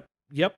They're very self-referential, and they have a lot of unnecessary celebrity cameo. Oh, yeah. The first Zombieland had a celebrity cameo in it. Yep. They don't even do that, really. Nope. There's a reference to Bill Murray in the movie. Yeah. Then we get a in the credits, so I'm not really counting it, is Yeah. where it goes over the top. Credits, yeah. But they managed to not be self-referential. Nope. He still talks about the rules. He still is explaining to a new character kind of how they do things, but never in a joking way. It's never like, remember this? Yeah. They thought of new stuff. Well, there was they had new rules. He wrote new rules in Yeah. this one, and even when they do reference the rules, it's from Woody's character, and he actually started to take them seriously. Yeah. Because he calls him out because he violates one of his rules at one point. He's like, violating Rule 34 there, buddy. You know. It's... Yeah, and it's like things have progressed a little bit. Like now they're out shopping, and it's like them on the segways in the mall bitching about women was one of my favorite scenes. It was so funny. Dude, it was a treat. It was refreshing. Yeah. So refreshing that you can go back to a property that probably didn't need to, but a little long in the tooth, but you know what? It still got chops. Still good. Yeah. Quality sequel. Still bites. Yeah. They need no more, but yeah. No, oh no. And it felt like this was the end this time. It had a finality to it. It did. It really did. I mean, the first one, it was open, but I mean, like, it didn't. I didn't feel like it promised a sequel. No. It was kind of like the end of the first Matrix, where there really didn't need to be 3 more. There doesn't need to be a 4th one either. Good job, Wachowskis. Keep digging that grave. Yeah. But yeah, dude, this was such a good movie. Yeah. Refreshing, because we were really down on comedies, man. Yeah, for sure. We were really sad about comedies. Yeah, I thought it was fucking funny. I thought it was great. Yeah, and it didn't feel it just opening credits were a little yeah. That was dated because the opening credits in the first one are still amazing. Yeah, one of my favorite opening credit sequences. This was much worse. This is trying to be stylized, but like old school stylized. Yeah, they were trying to do what they did with the first one, and it didn't work. Yeah, it didn't. Yeah, it didn't. But it was weird. But yeah, it got better after that, and it stayed good. Yeah. Yeah. Fucking A. I don't know how they managed that. I don't know what they did. They hit again lightning in a bottle. They just knew when to grab it. Yeah, it felt kind of like a 22 Jump Street. Like it came out just a couple years later, and it's still pretty funny. And it had its own kind of little take on it again. Yep. But it was one of these super fucking way after it should have conceivably came out comedy sequels, and it broke the trend. Yeah. So happy about it. Yeah. That is a good one to include, Josh. Very great movie, dude. Good one to include. So, here's the problem, Josh. If I say one of these, but they happen to be on your list, you just got to keep it to yourself. Okay. Okay, you know what I mean? Okay. Because I realize there's a possibility of this happening. Oh yeah. Because we don't know each other's lists. Yeah. I have on here, I want to talk about the movie Ready or Not. Okay. Yeah. Shit. Anyway. No, it's perfect, man. Come I know. On. Ready or Not. Fucking a great movie, dude. That shit's super good. It's like a great dark comedy, dude. Yeah. It's like a lighthearted dark comedy. Yeah. I love that movie, dude. That was a great film. Very good. I enjoyed it through and through. I loved the ambiguity of the curse for the entire film. It was we don't even know if this is actually gonna. I don't want to kill her. Yeah, you know? just terrified and just blinded by greed and tradition. Yeah, and what was crazy? They were just fear. It was fear. Well, and that was what was crazy was they seemed more scared than she did. Yeah. Because and and I liked how they turned it that way, where it wasn't just like this mad cult following this person that's what around. I was worried about. It's Yeah. just like, oh, look, she got into this mess, and Yeah. that's not what it was at all. Nope. It was everybody is in this mess. Well, and they keep fucking up and killing their own maids, It's so funny. They're all bad shots. They stab each other. don't know what they're doing. They're bumbling idiots. Yeah.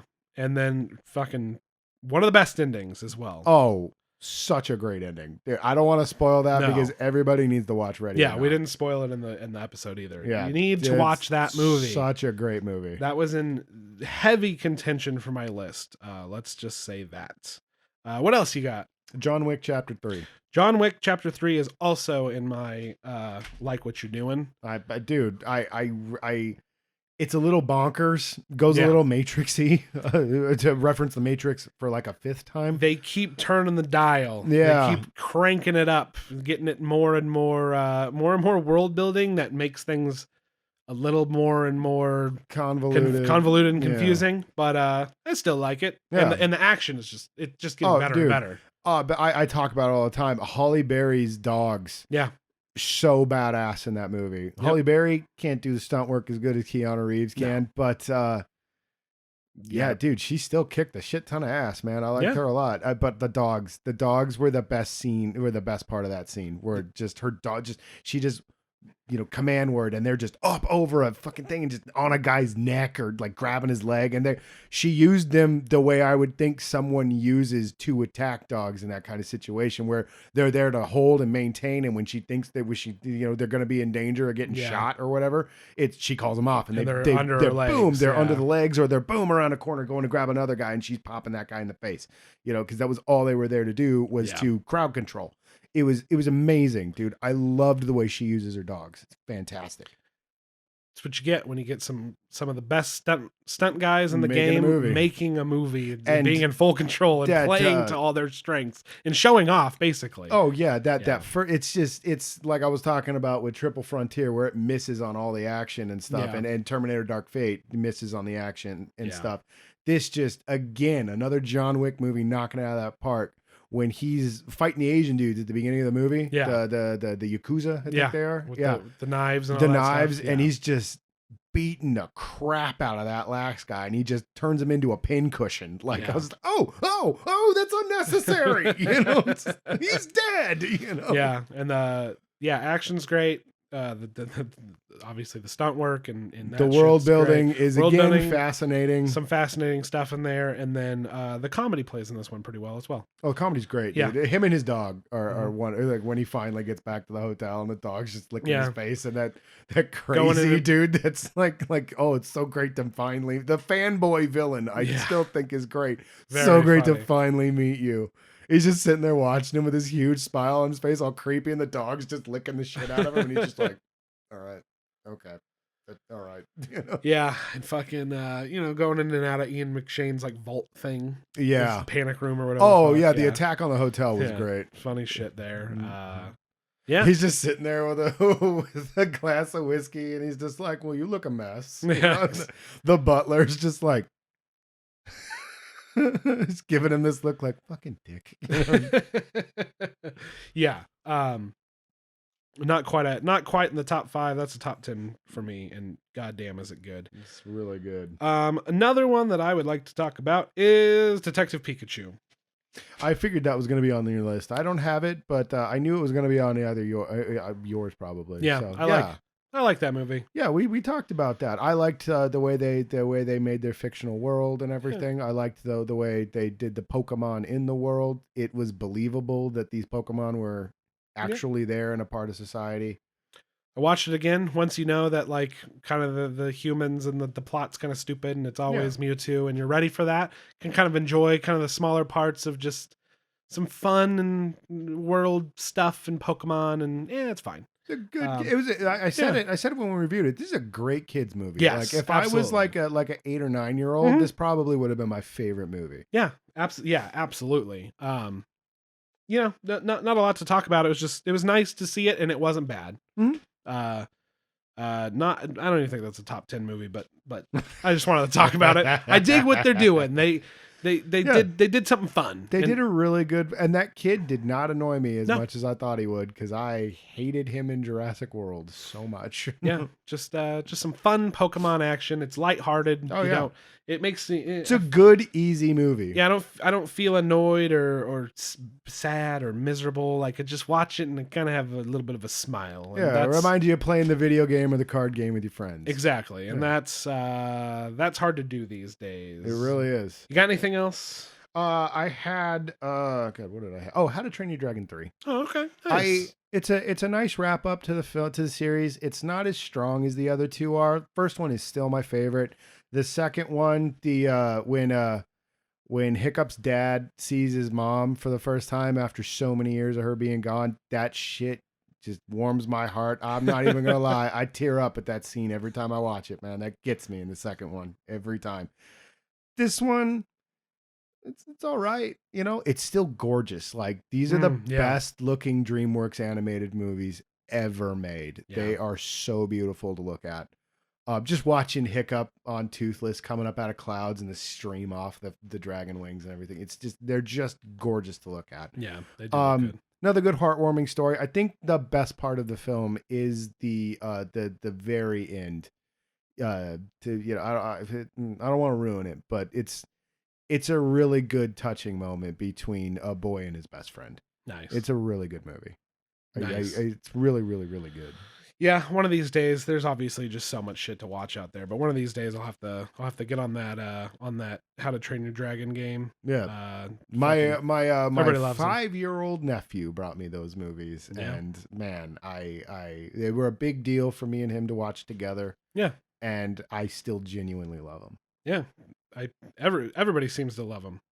Really good movies, man. They are Pixar quality DreamWorks movies.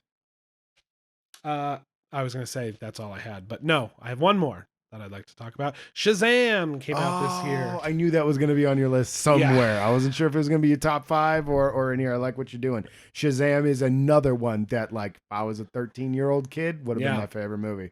And Dude. that's the exact target audience, man. So good. Much like Detective Pikachu, it's just a movie that I watch and I'm just having a good time. It's another one that echoes those Amblin movies. Yeah. I'm just kind of like, yeah, they did a good job on this, and this there's nothing miserable about this. Nope. There's actually it's kind of weird because I think you're right. It's perfect for kids, and then they have, because the guy who directed it, he's a horror director. Oh, it is genuinely there's like an scary. actual scary, like horrifying part in that movie. Yeah, when he summons the demons in that boardroom, Yeah. it is terrifying. Yeah, and I dude. think that makes the movie kind of hard to recommend for smaller kids when otherwise it would have been. That's why I said like 12, 13-year-old, because like that's when you're just starting, like, oh man, maybe I like scary movies. You know, Exactly, like, yeah. But you still want your fun, you know, like Monster Squad or Goonies or something like that. Yeah, but no, genuinely, like, yeah, the kids are great. His best friend Another one with a great character arc, like Yeah. like he learns his lesson. learns his lesson. There's funny superhero antics. I love that they brought in. It's the- realistic in a goofy way of like Yeah. he's got superpowers and he's just kind of negligent. Yeah, he's a negligent goof. It's not going as far as like the boys, but it's not going,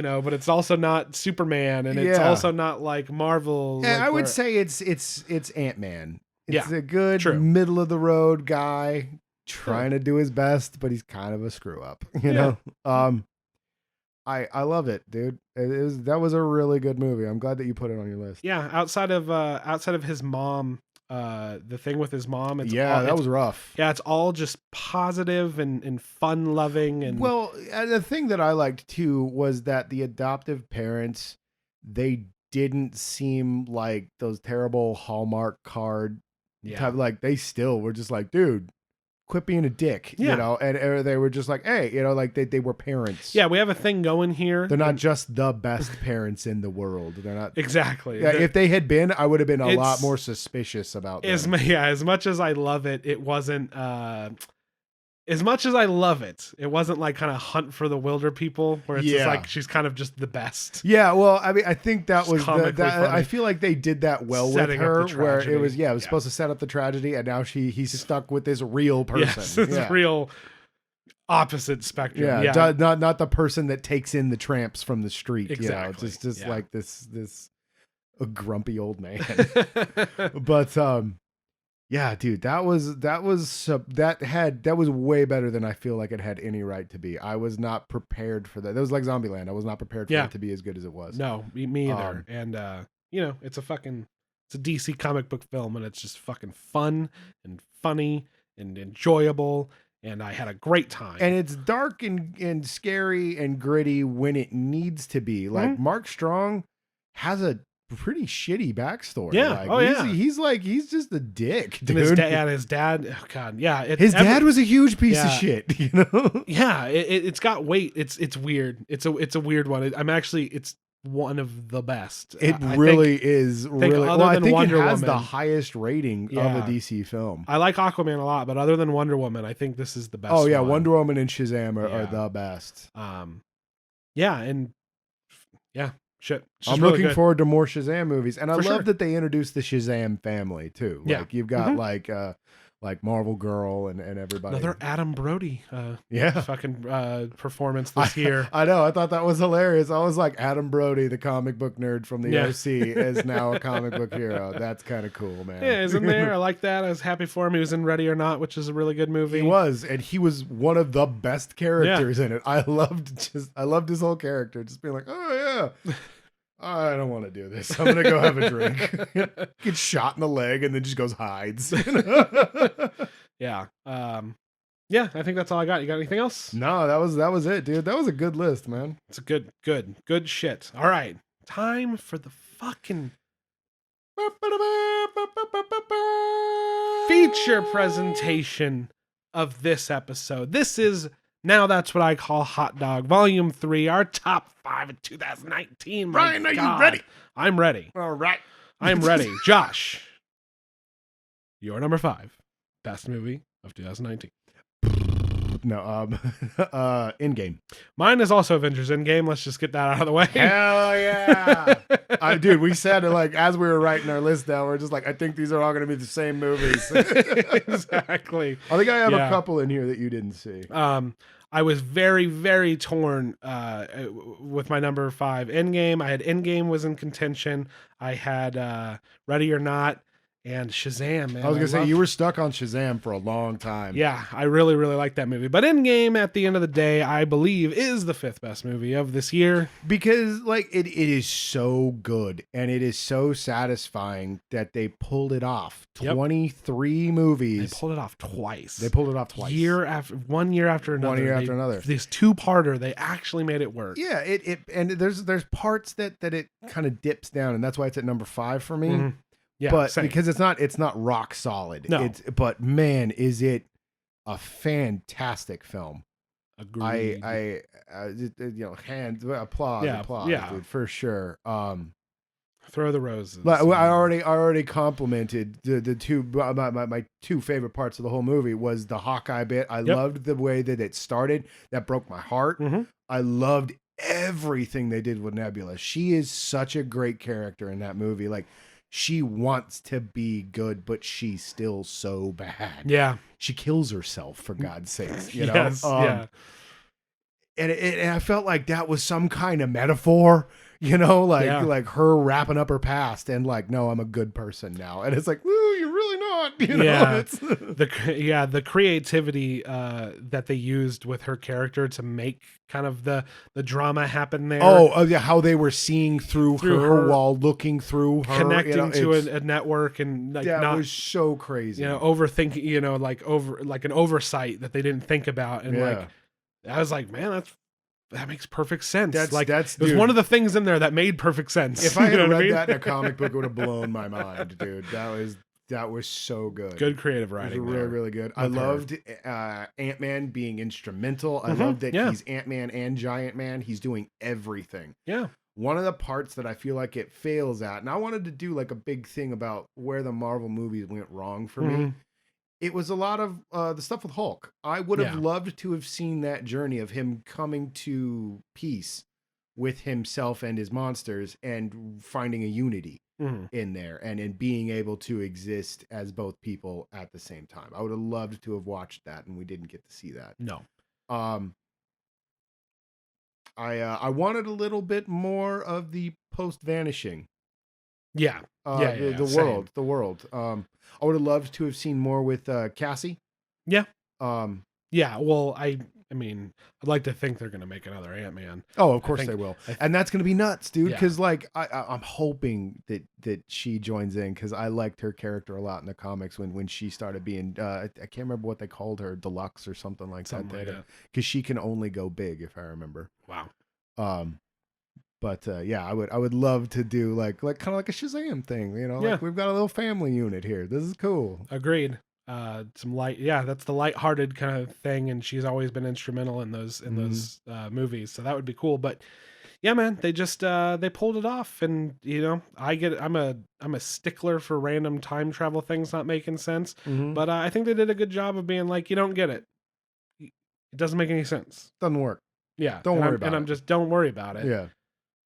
And It's like all gonna work out just fine. And I was just kind of like, okay, like paradoxes don't exist. Whatever. it has my absolute favorite Captain America moment. Just Yeah. watching just endless wave of dudes come out, and you're watching them unload off the ship still, and Cap just like breathing heavy, beat to hell, just gives like one last sigh, and then just dang, cinches that shield, what's left of the shield down on Yeah. his arm, dude. And I'm just like, he's the baddest ass, dude. He's just Cap's my favorite, man. Dude, the two characters that are like most definitely coming to an end, it's like they fucking did it right. And Yeah. they made that relationship work again after Civil War, and I was really worried about they just dude. Oh, They done did it The confrontation between him and Tony at the beginning. the beginning is really hard. That guy was just like, "Where were you? Where were you?" You know, and I love what they did with Tony when they brought him back. Like she's carrying him, and he's just a husk. Yeah. Like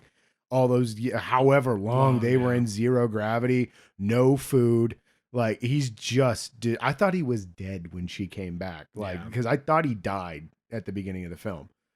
And then I was like, "Fuck, what do they bring past Tony back?" Yeah, you know, like what? How does this work out? You know, and then I loved the design of everybody's look. I loved that Iron Man's final outfit was a really good callback to the original comic book Iron Man look, where it's just the simple red tank top, yellow arms, red gloves, and stuff. Like it was very streamlined and very cool looking. It was I loved the look of Iron Man's armor in this movie, and then I loved old Cap. Yeah, dude. This aging thing looked like shit when they first started doing it, and it still looks like crap a lot, Rogue One. But just old Peggy, old Steve, they both look great. Both, dude. both look good. But really, and it looks like Peggy was years and years before. Yeah, yeah. It's or when they de-aged Professor X. Yeah, it was terrible. It was horrifying. But yeah, dude, I loved that movie, man. Yeah. When Giant Man comes up out of the rubble and just fucking sucker punches that flying shark thing. Yeah, it was fucking satisfying, and it was kind of wonky at a certain wonky. That's the technical term. It works for me, man. It was wacky. Let's go with wacky. There was some wackiness going on, and I appreciated that. We didn't stay with being miserable for too long. I could have. I just wanted to see a little bit more of the world. Same. I could have. I didn't want to dwell in darkness. Exactly. But... I could have handled more of that to be interesting to me. But I like that it was just kind of like time heist, and I was like, this shit's stupid. This is awesome. Oh yeah, it was great. That was them dipping into comics and it being like, yeah, this is ridiculous, but like I'm on board for it because I like these characters. I like this story. Exactly. And it wrapped up, and I'm like, wow, I can't fucking believe two in a row here. These make sense, and I like that. Like every movie mattered at that point. Yeah, in that movie, that was really. They're bringing crazy. in Thor 2. They're bringing in Thor 2, Iron Man Thor 3. 2. Yeah. Although it was kind of funny that Thor had to tell us what happened in Thor 2. That was what was so funny. I thought that was a great inside joke because nobody gave a shit. Yeah, that was super funny. But except for Ant-Man, he was super into it. He's like, oh wow. Your mom died? Yeah. Oh my god. Yeah, great. That's a unanimous number 5. Awesome. There was something else I was going to talk about it, and my mind is blanking on it. Forget it. Forget it, he says. There you have it. Number 5, me and Josh. Avengers Endgame.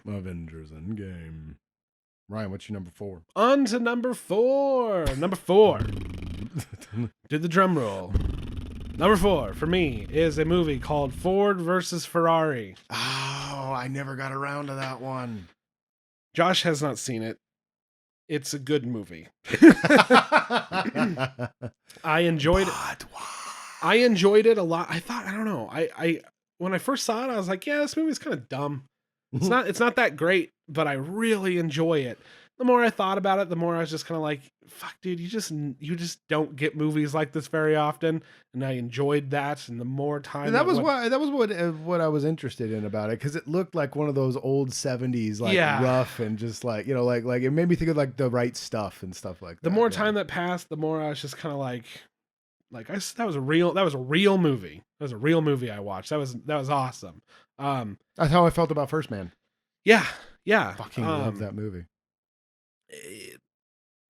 I can gripe about it all day and fucking Matt Damon and how he just playing Matt Damon and kind of how it stretched on a little long, and there was kind of like a goofy over the top, like I'm the bad corporate idiots, but at the end of the day, it was kind of just like, here's a real fucking tangible, there's no special effects.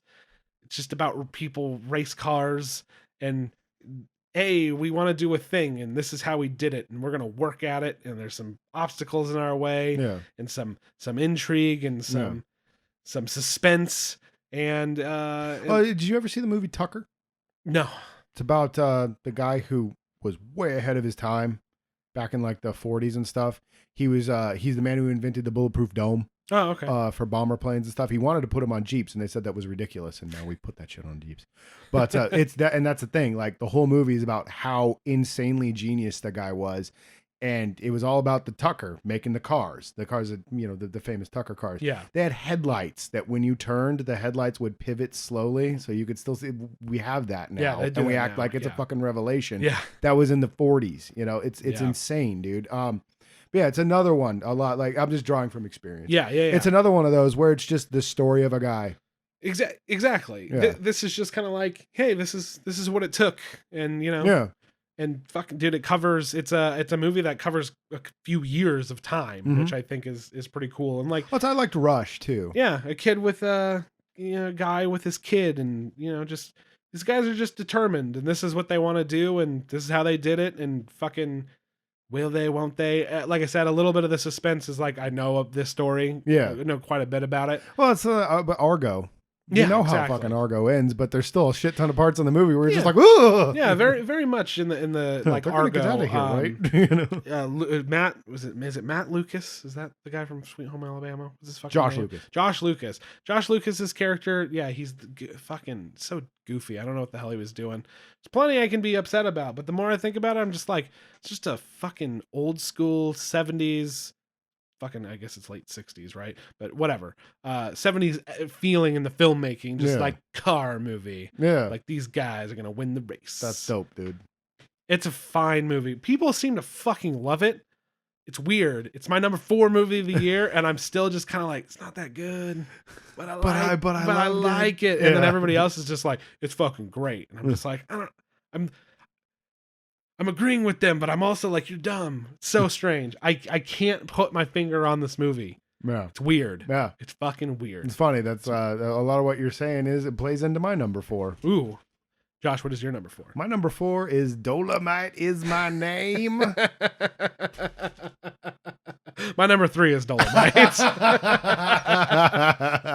I love that movie for pretty much a lot of the reasons you're talking about. A simple, dude. Just a movie about a guy that's gonna get this done no matter what, man. And it's a great. We were gonna talk about the podcast. We never got around. Yeah, we never did. A lot like Shazam with Dolomite for me. It's so refreshing to just be an upbeat. Oh, it's so positive. Upbeat. When movie. you get the lows in the movie, you feel the lows, but they don't beat you down with them, dude. Because the man finds a way to rise up. It's. It's a fucking great no, it never really move. Except for there's a part, like you said, the lows where he kind of is a little wallowing, kind of, but like the whole time he's just kind of like, nah, man, we're gonna make it happen. He's still trying We're to doing get it done. I'm He's working, still I'm working going, through I'm it. doing Yeah. Like, And it's great to see two of my favorite actors from the 80s and 90s in a movie that they're trying. Yeah. You know, they're actually putting their best effort out there, and they're totally succeeding. Eddie Murphy is hilarious again. He's being earnest when he needs to be. He's putting real effort into this movie, and I think it's his best performance in years, dude. He's getting nominations. And man. Wesley Snipes is fantastic as this effeminate weirdo. A weirdo. He's such a fop. Yeah. And he's an asshole. so great, dude. He's got the cocaine finger and stuff. Yeah. And he's like the whole time. And then somebody gets in his face like, what the fuck did you say to me? You know, and I love the bipolarness of his character. It's fantastic. It's just kind of a dick, but also like easily manipulated. Yeah, it has one of my favorite jokes in films recently, and it's when they're filming the fight scene. And it's so obvious that he doesn't know what he's just making it up as he goes, and it's so bad. And he just goes, Wesley Snipes, cut, and he looks exhausted, and he's like, okay, it was good. You don't think we should refilm it or anything? Yeah, and Murphy says, take? Yeah. You want to do second take or anything? And he goes, and he looks at he looks at the photography director, and he goes, is there any angle from which that would look remotely good? And the camera guy just goes, there is no such angle. And he goes, I didn't think so. Yeah, I don't. And then he's like, are we doing it again? And he's just like, I don't see any reason to do that ever again at all. Yeah. And he goes, great. Yeah, good, sweet. Oh man. Yeah. Oh, it's so awesome, dude. It's good. I love the story of him and the female comedian that he finds, dude. That was really great, dude. They're helping each other out, and they're each other's support system and stuff. I liked their relationship in the movie. I don't know how much of this is fact, and how much of it is expanded upon for film's sake, but it's just a good, heartwarming story. Exactly. Man. I don't know how much is they're embellishing or whatever, but yeah, very wholesome. A lot of his relationships with all these guys are very wholesome. Oh, dude, and he's not trying to fuck anybody over ever. The only douchebag in the whole movie, like he's kind of just played for laughs, and it's really good, with Wesley Snipes and oh yeah, and he's not really a douchebag. He's just kind of a pain in the ass. Yeah, I mean at the end, he's like, I'm fucking out of here. Yeah. Oh, dude. Oh god. When he leaves, he's like, I'm out of here. I'm leaving this bullshit. I'm on to make a Mio movie, and he's still got like the guts hanging out of his stomach. Oh god, it's so funny. Yeah, and like in his early story, like with his comedy and his records. Yeah, watching him trying to do music and everything, it's just kind of like you feel for him because he's still trying. He believes in himself, and it's nobody's really biting and everything, and it's and he finds something and that works, and for the people he's trying to make the movies for, and he's trying to represent, and he really did care about representation and stuff like that. Oh yeah. That's why they kept making the movies. Not like they were making tons of mucking money off of them. Oh no. He wanted to make it's fucking he says it in the movie. Yeah. He's like I want to make the movies that people want to watch. Yeah.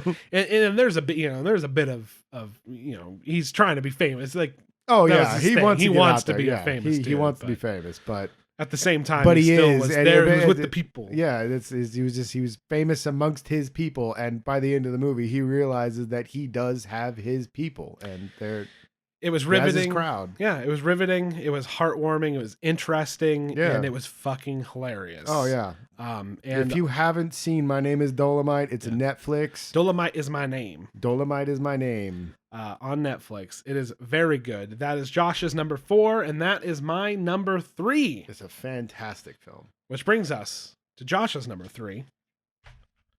What was my number? What 3? is your number 3? Oh, one you haven't seen. Okay.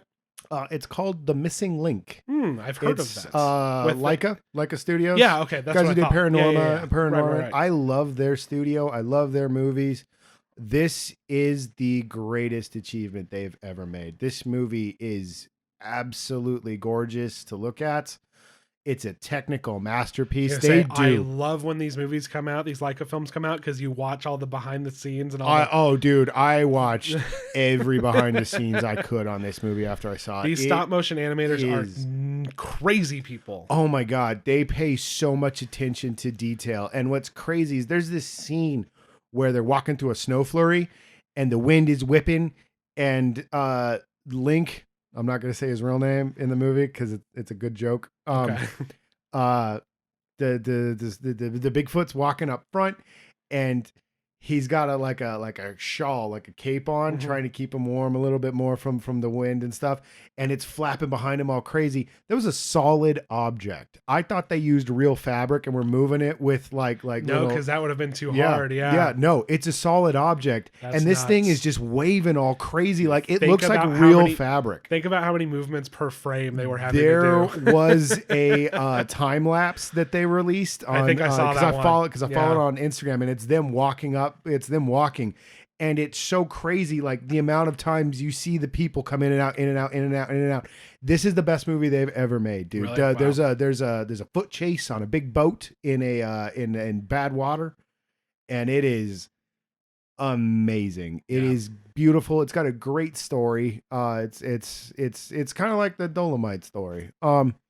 It's fantastic. Hugh Jackman is fantastic in the movie, and it's crazy how much his character looks exactly like him. Zoe Saldana's character is great. Yeah, the Wolverine. He just looks like Wolverine. Yeah. Zach Galifianakis does a great job as Link. I know. Is that great picture? Who cares? Yeah. The cat's snoring. There's a snoring cat. Bad for audience. She's bored with us. This is bad. No, Biggs, do something lively.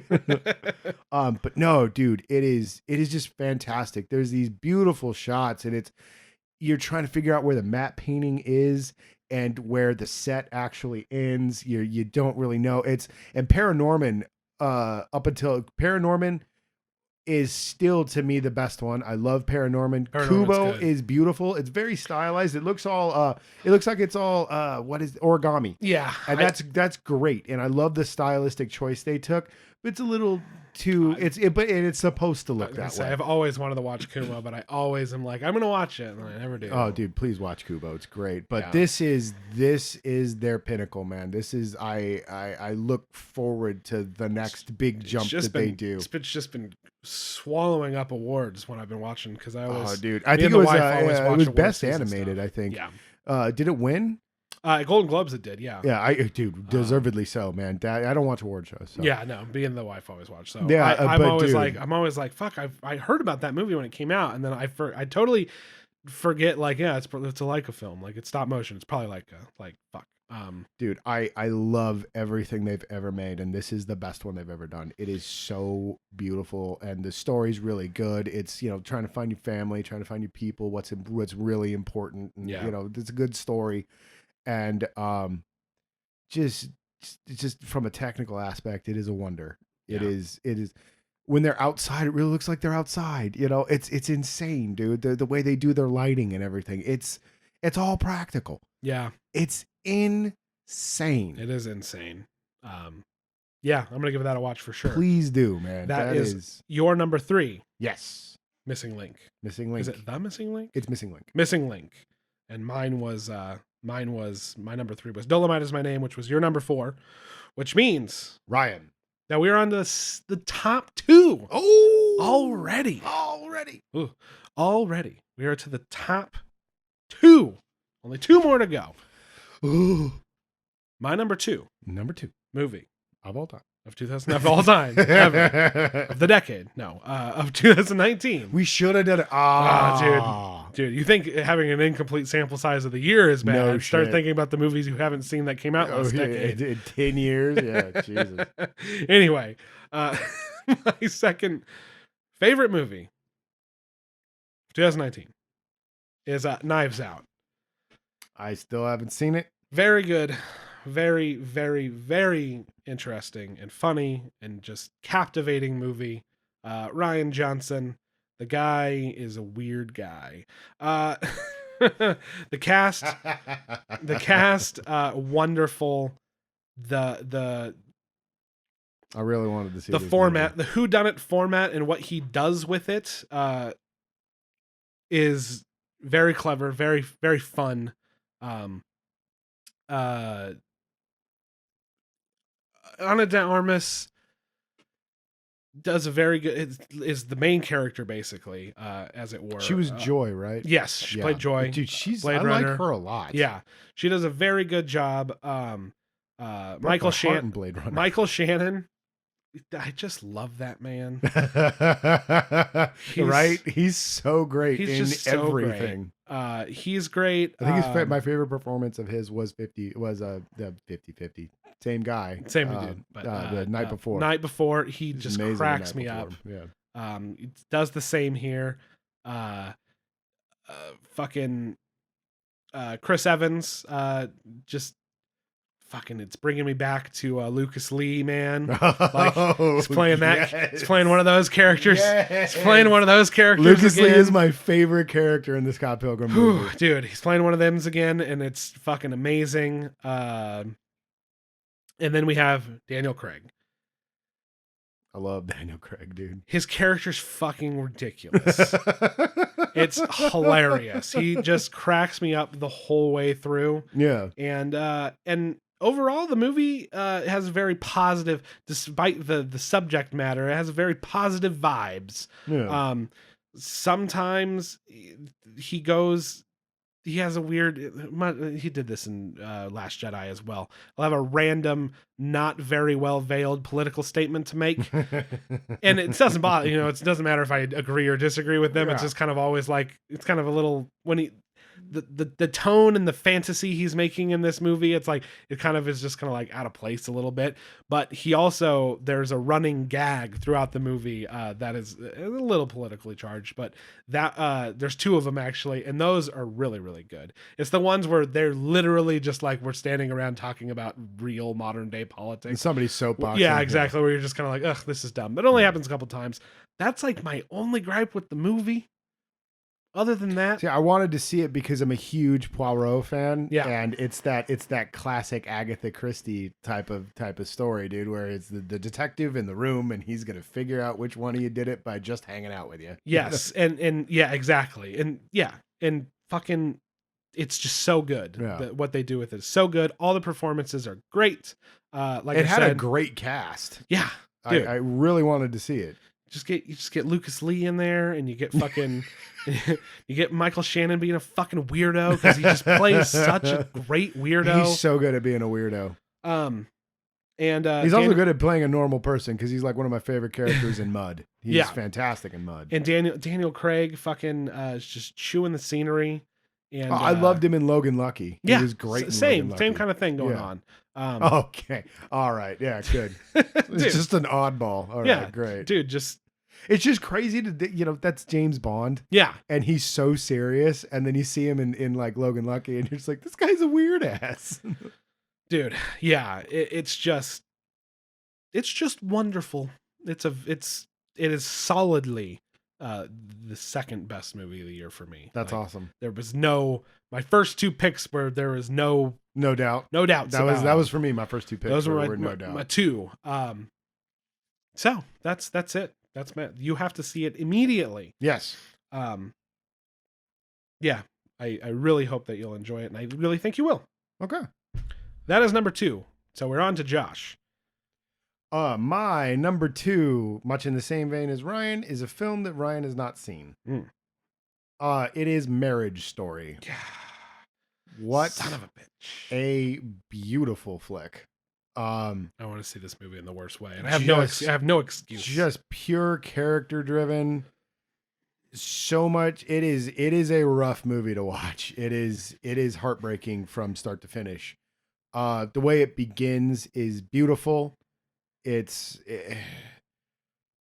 one of those movies where you remember that these big blockbuster actors, they're They are in fact actors, Yeah, it's been a long time since I've seen Scarlett Johansson do something serious. Well, that's what I was gonna say. I was like, for Adam Driver, I'm kind of like, yeah, oh yeah, I'm kind of like, no.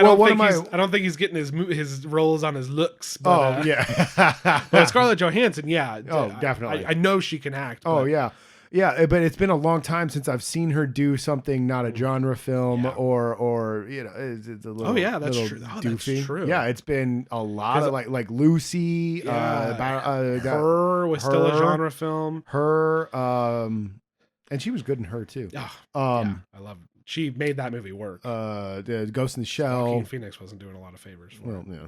You got Ghost in the Shell, Shell, the Marvel yeah. movies. It's been a very long time since I've seen her do something like this. And I totally forgot that she is a very good actress. She does, I call it the mom cry. Mm. And it's because, you see it in movies all the time. Your moms probably did it. You can see that they're trying to hold it together. Mm-hmm. And then they leave the room. And she just starts crying silently, and it's such a heartbreaking scene in the movie. It's oh god, it's so good. Adam Driver is excellent as a completely confused, kind of self-involved guy. But that genuinely loved his wife and doesn't understand what's happening and is just, kind of like, well, this is Esca. Why are we doing this? He's so good in the movie and it continues to be as good as he always is. Scarlett Johansson was really a surprise for me because like refreshing surprise. It's like, I forgot you can do more than karate kick. Yeah. And she can barely do that. Yeah. Anyway, yeah, dude, just such a good movie. Watch something funny afterwards. Well, that's what I was going to say. I'm like, I have no excuse. Watch My Name is Dolomite. Dolomite is my name. This movie is on Netflix, and I knew that I really wanted to see it, and now I'm like, God damn it. Yeah. Well, but I always was kind of like, am I in the mood to watch this right now? That's kind of where I had it on there for a very long time before I watched it just a couple days ago. Yeah, nice. It was hard to bring myself to watch that. There's a podcast I listen to, and one of the guys on it was talking about how much he wants to see it and he hasn't watched it yet, and he's like, oh yeah, well, it's about a divorce, and he's like, I know, I watched a divorce in live action, why do I want to watch a dramatization of it? What am I gonna do, write a blog about it and be like, it was inaccurate? Total stupid inaccurate. Yeah, no, but it feels very real, very raw. A lot of emotions, and they're up and down, and they're all over the place. And it is a hard watch, but man, I don't regret watching it at all. It reminds me a lot of another Adam Driver movie that I absolutely loved was Patterson, where it's a very small, simple story. Yeah, and it's all about the character. And that's what this movie is all about, is the two of them and their different sides of it. And it presents they both do good things. They both do terrible things to each other. They both do really good things for each other. And it's a great movie. Fantastic movie. You heard it here, folks. Number 2 movie of the year, Marriage Story. Well, that brings us to the big moment. That brings us to the movie that we should probably just say the name of. To the big moment. Nobody can guess what it is, and it's definitely not the same movie. Oh no. No. All right, the number 1 movie of the year is fucking Once Upon a Time. Oh, I thought it was Star Wars. Damn it! It's on every list. I have to backspace. Shit. Delete. Once Upon a Time. Once Upon a Time in Hollywood. The fucking fantastic movie. Much like the year that we gave it to Blade Runner 2049, this is a masterpiece of a movie. Oh yeah. Holy cow. From from production to acting to just interesting story. Everything. Writing, directing, cinematography, performances, ability to establish a time period. Yeah. Exactly. Another movie I didn't bring up, Rocket Man. It had a terrible go of trying to make period accurate. Yeah, you talked about They're that. in the middle of fucking Los Angeles last year, and it looks like you're in the fucking 1960s. You know what I Yeah. mean? Oh, This yeah. is shot on location. Oh yeah. The fucking craft that goes into the production design around these movies and the miniature work to make it work. Well, and I remember reading too about like the traffic going on because of this movie, and it's insane and incredibly inconvenient and rude. But No, at the but same time, that's Quentin Tarantino. This is where Exactly. he shines when he's Exactly. not being over the top, and he's more just like so insistent that his movie will have them Oh, yeah. on Hollywood Boulevard Oh, yeah. with it fucking looking the way he wants it to look. And I think I talked about it on the podcast when we talked about it. I saw it with a bunch of older people from the time period, and like I thought it was annoying, but it was like adorably annoying because there was a lot of people. There were fake TV shows that they interjected into the shows that he was on and stuff. I'm like, I don't remember that show, and it's just like, it's a fake show, but like he filmed it, and it wasn't just that they like made it look grainy and stuff. Like he filmed it on the right film and everything. It was that it looked like those shows, the way they were shot, the way they were, the way they were presented. It looked like a real show from the 70s or a real movie from from that era. And it was, it's so good. Al Pacino's in the movie for like a minute, and he's one of the most memorable characters. I thought I loved his character. Yep. Oh, and then you shoot the bad guy. I love the killing. I love the killing, and he's like, yeah, okay. Dude, I can just pour over every single scene in this movie. Like the first of all, it's too bad. Brad Pitt, I fucking loved him in this movie. Oh, and he is. And I love that he's getting all the recognition for it because he's winning left and right for the supporting actor gig. And like, cool, good for him because he was one of my favorite parts. But Leo fucking won for The Revenant, which is a terrible fucking movie. It's a terrible where fucking he's movie. just yelling and being miserable and just fucking trying to kill himself. They gave him that because they were terrified he would kill himself the next time if he didn't win next year. In this movie, scene to scene, he's amazing. You kind of like know if he had a rough night. Oh yeah. Or like he's coughing or he's doing this or like he's freaking out in the trailer or he's at home just trying to have a beer and watching something with his friend. Leonardo DiCaprio, this is his greatest performance. It is just a wonder to like it just watching it is just like you're infatuated. He wasn't ridiculous like he was in Wolf of Wall Street. This felt like a natural character for him. This plays to his strengths as an actor, but like this crazy person feels like a real person. Oh yeah. Unlike something like Wolf of Wall Street or something like that. Like he's just a fucking weird guy. He's Come on, man. Don't cry in front of the Mexicans. He's an intense dude and God, like, dude, even up to the last shot of the movie, or near the last shot of the movie, he's just like the way he carries himself. Yeah, it's just like you're fucking crazy people, man. Like, this is nuts, man. My buddy, my buddy and his dog. dog. Got a flamethrower in my shed. Luckily, I got the flamethrower in my shed. You know, like he's just a hick. Yeah, he's so great. Dude, and that's basically every single performance in the movie is great. You got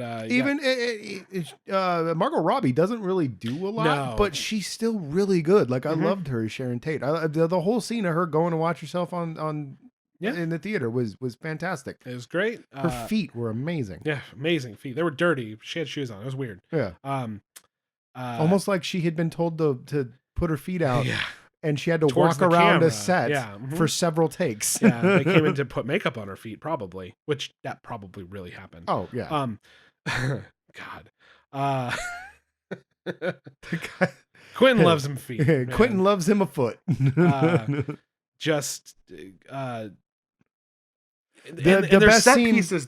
We're watching it through the lens, like the theoretic, like through the lens of the camera shooting a fake show. Oh God, And then that it's- was so great. and They that's got the great. sound of the cart rolling Yeah. on the track. That was amazing. That's playing out as if we're watching the show, but in like with a camera from this day Yeah. and age, and then we're also watching this cut in with this suspenseful, almost horror-esque thing going on with Brad Pitt. I love that scene. That whole the scene in the ranch is one of my favorite Yeah. scenes of all time. This movie has like 3 of my favorite scenes of all time. Agreed. One is the flashback to Bruce Lee. Yes. I love that bit. And my absolute favorite in the whole movie is them watching the show together. Yep. That It's the that best. is just like they're real friends. Yeah. Nobody's trying to dick anybody over. They're just buddies. And that, like I said, it seems so natural. Like it feels like that scene feels like they just put a show on for Brad Pitt and Leonardo Yeah. DiCaprio and said, okay, but you guys are your characters. Yeah. But Yeah. you're just But you're just watch watching the the show. Just watch the Watch the show, show. but remember And that you're was in a real character. episode of FBI. Was it? Yeah, that they just redid the shots with whoever played that character, Okay. but then they just redid the shots for Leo. But a lot of that footage is the real FBI footage. Oh, okay. Oh, so So- it's kind of like The Great Escape. Yeah. Okay. Yeah. There's some of that going on. Because somebody did, I saw on YouTube, somebody was showing a before and side by after. side. Yeah, Yeah, side yeah. by side of that going on. That's crazy. They had cut it differently, and disclaimer. But yeah, like even going out of his way to do something like that for us to watch Friends be friends. framed of the Yeah. TV of Oh, two yeah, guys yeah, yeah. watching it. You Yeah. know what I mean? Like, fuck, dude. The movie is just so incredible. It's aggravatingly good. It is a perfect movie. It really is. It really is a perfect movie. Yeah. It's like we said, Blade Runner Nope. 2049, Drive. There's some over the top violence. That's like the only. It's Tarantino. I was gonna say that's the only Tarantino thing there. I was gonna say like Like even staple. even the cussing isn't even really No. there because like normally all- everybody's cussing and like gutting people, and that's Tarantino. But like this is like it's like a normal rated R movie with Tarantino's over the top. violence. Normal language when it comes to the cursing, Yeah. appropriately used or whatever. No, there's no non-linear plot or anything like that. Like There's non-linear bits, but Yes. they're not detrimental to the entire. It's not the whole movie. no. It's well, not. and that's what's it's not crazy. revealing anything. No, you know what and I mean? that's what's crazy too. Is I was talking about we talked about it a bit on the podcast when we talked about it. It's God, just keep talking in a circle, man. You forget that you only spend like a day and a half with these guys. Yep. It's at best 2 days Yeah. with everybody, and then you get this dramatic jump forward in time. Yep. It's so crazy because you feel like you've been hanging out with these dudes for like a week, and it's Yeah. only been a couple days. It was it was you start on one day and then you start basically the next morning. Yeah. And then that's the biggest stretch of the movie. Yeah. One evening you watch Brad kind of go home and then boom, you cut to Oh, and the- that was another favorite scene of Yes. mine. Him and his dog. Just you get what's going on with the dog. They set that up. yep. You got a sweet miniature of the Van Nuys that was- drive-in that or was whatever that they beautiful, made. That was another one. The The miniature freeway- work is so great. It doesn't even look No, like you can't even tell you that's a miniature. no. Miniature work is fantastic. I was like, I wonder what drive-in, and then I was like, yeah, it's probably miniature, and it was. Because I was like, where the fuck is this drive-in at? yeah, no shit. because it looked so. It's great. Not only that, like, dude, you have him driving on the freeway in the middle of the night, period appropriate cars. Yep. They probably redid some of the fixtures on just this. This doesn't feel like Yeah, street lights yes, are they're changing them out, or at least doing something. they're where the they're bulbs switching are they're getting out. switching the actual lens and everything. Yeah, but or they're whatever's not, yeah, happening. the pole's probably still the same, but Jesus. dude, it doesn't have any of like the hallmarks of Tarantino outside of meticulous mastercraft filmmaking and film nerd level bullshit, Mm-hmm. which is just beautiful. Mm-hmm. It's all the best things about Tarantino with none of the It's all the best things about movie making. with that none of the eye rolling kind of like All right. racist shit or Yeah. like you said, vulgar vulgar dialogue and yeah. stuff. Yeah, it is mind blowing to see this happen, and it's because it is so tame for Tarantino, it makes me wonder what his Star Trek would be like if he gets to make it, which I hope he does. Yeah, dude. God, what a fantastic film. It's just wonderful. Yeah. It's just, like I said, every single scene I can talk about either something in the performance or the way it was shot or funny or like DiCaprio's cool, mental breakdown in the trailer is like a scene that I go back to all the time. I love so that part. good. And Luke Perry breaking the mold. Mhm. His last movie is probably the best thing he's ever done. Yeah, he was great in that scene. He was fantastic. That scene's fantastic. DiCaprio's really good, and you get behind him because it's the first time he does good. You know? This is one of those movies, and it's happening right now, where you start going in this scene, this scene, so good, and then you realize that you've just brought up every single scene in the whole movie. I know. There's not a scene in this movie that's bad. No, I can't think of one. I cannot put one together either. You know what I mean? Like. Dude, and then we get the random montage of fake Italian movies that he was doing. That was so good. It was so funny. And then they do the bing, actually. Yeah. Some fourth wall breaking shit. Like, it's just the best. It really is. That's the first time we've said this on the podcast since Blade Runner. It's just the best. It's just the best. It is, without question, the number one movie of 2019. And in 2045, people will be talking about three things. Yeah. Invention of the submarine. Yep. Flint, Michigan Mega Bowl. Yep. Once Upon a Time in Hollywood. Yeah. I completely agree. I completely agree. What a wonderful movie. Fucking A. Well, there you go. There you have it, people. It's unanimous. It is unanimous. The Mighty Movie Pod movie of 2019 is Once Upon a Time in Hollywood. It is indeed. It is not a shocker. There you have it. This has been very fun. That has pretty much covered the whole year. If we missed anything, we probably didn't see it. Yeah. So probably didn't see it, or it didn't even bear mentioning. Yeah, because we fucking pretty much talked about every notable movie outside of, I know Parasite, and there's some other. I'm sure there's more indie stuff that we didn't see, but Lighthouse But damn, Lighthouse. I thought about bringing it up. I didn't want to. It's all right. It's good. Once Upon a Time in Hollywood, best movie of the year. You heard it here, folks. Thank you so much for listening. Do yourself a favor. Buy the DVD. Yeah, buy it. Yeah, don't even rent it. Yeah, buy the 4K Blu-ray if you can watch it. Go for it. Buy it in 4K. Treat yourself. Oh, dude, I heard I watched a thing about the different store releases, and I think Target Steel Series was the one that sounded the most appealing. Yeah, it's one of those things where different. They get an extra scene. I think it's Walmart has the album. Yeah. God, and I was like, God, I want that album, but I also want all the special features. That's one of those things, yeah. And then I know. Yeah, like I'm stuck with the Star Wars movies. Like I went the Best Buy Steelbook route, so I'm like stuck with those. But I think Target had more bonus features or whatever. Yeah.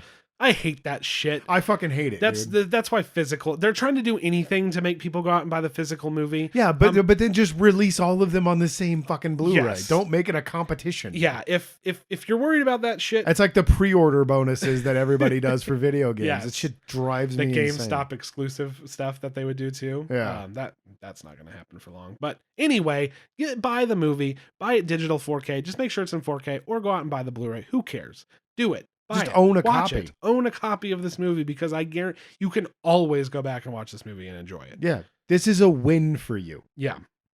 There you have it. Thank you so much for listening. We basically covered the whole year. So there you go. I was going to say, if there's a lot in there. Yeah, if there's one episode to listen to this year, that'd be this one. It is indeed. Thank you episode so much for listening. We will be back soon enough. Classic catch-up still happening. I'm actually trying to push myself to get this done very quickly. Well, you said the other day, you're like, I think I'm going to finish it up, man. I'm fucking sick of looking at it. Sick of looking at it. There's financial reasons to fucking finish it. Oh, yeah. I need to finish it. So look out for that. You can find us on YouTube. We are Mighty Fish Productions. You can find us on all major podcasting apps. I've been talking a while. Yeah, I ran out of water a while ago. including Been drinking melted ice. including Spotify, Apple, and Google Podcasts, Stitcher, etc. We are twitch.tv/Mighty Fish Productions. We are at Mighty Movie Pod on Twitter. Please follow us there. Please. Do it. Now. Do it now. If you have to sell your kids, do that. It has been a pleasure. 2019 has been a off and on year with us, but it's still been fun nonetheless. Thank you so much for listening. I hope you like this recap, and you better agree with us that it's the best movie, or you are wrong. We will strike you from the internet. Exactly. We'll come for you. We have those connections. We have a certain set of skills. It's true. I can't remember the rest. I don't remember. I was like, keep going. Thank you so much for listening. I have been Ryan. I am still Josh. And we will catch you next time. Goodbye. Bye.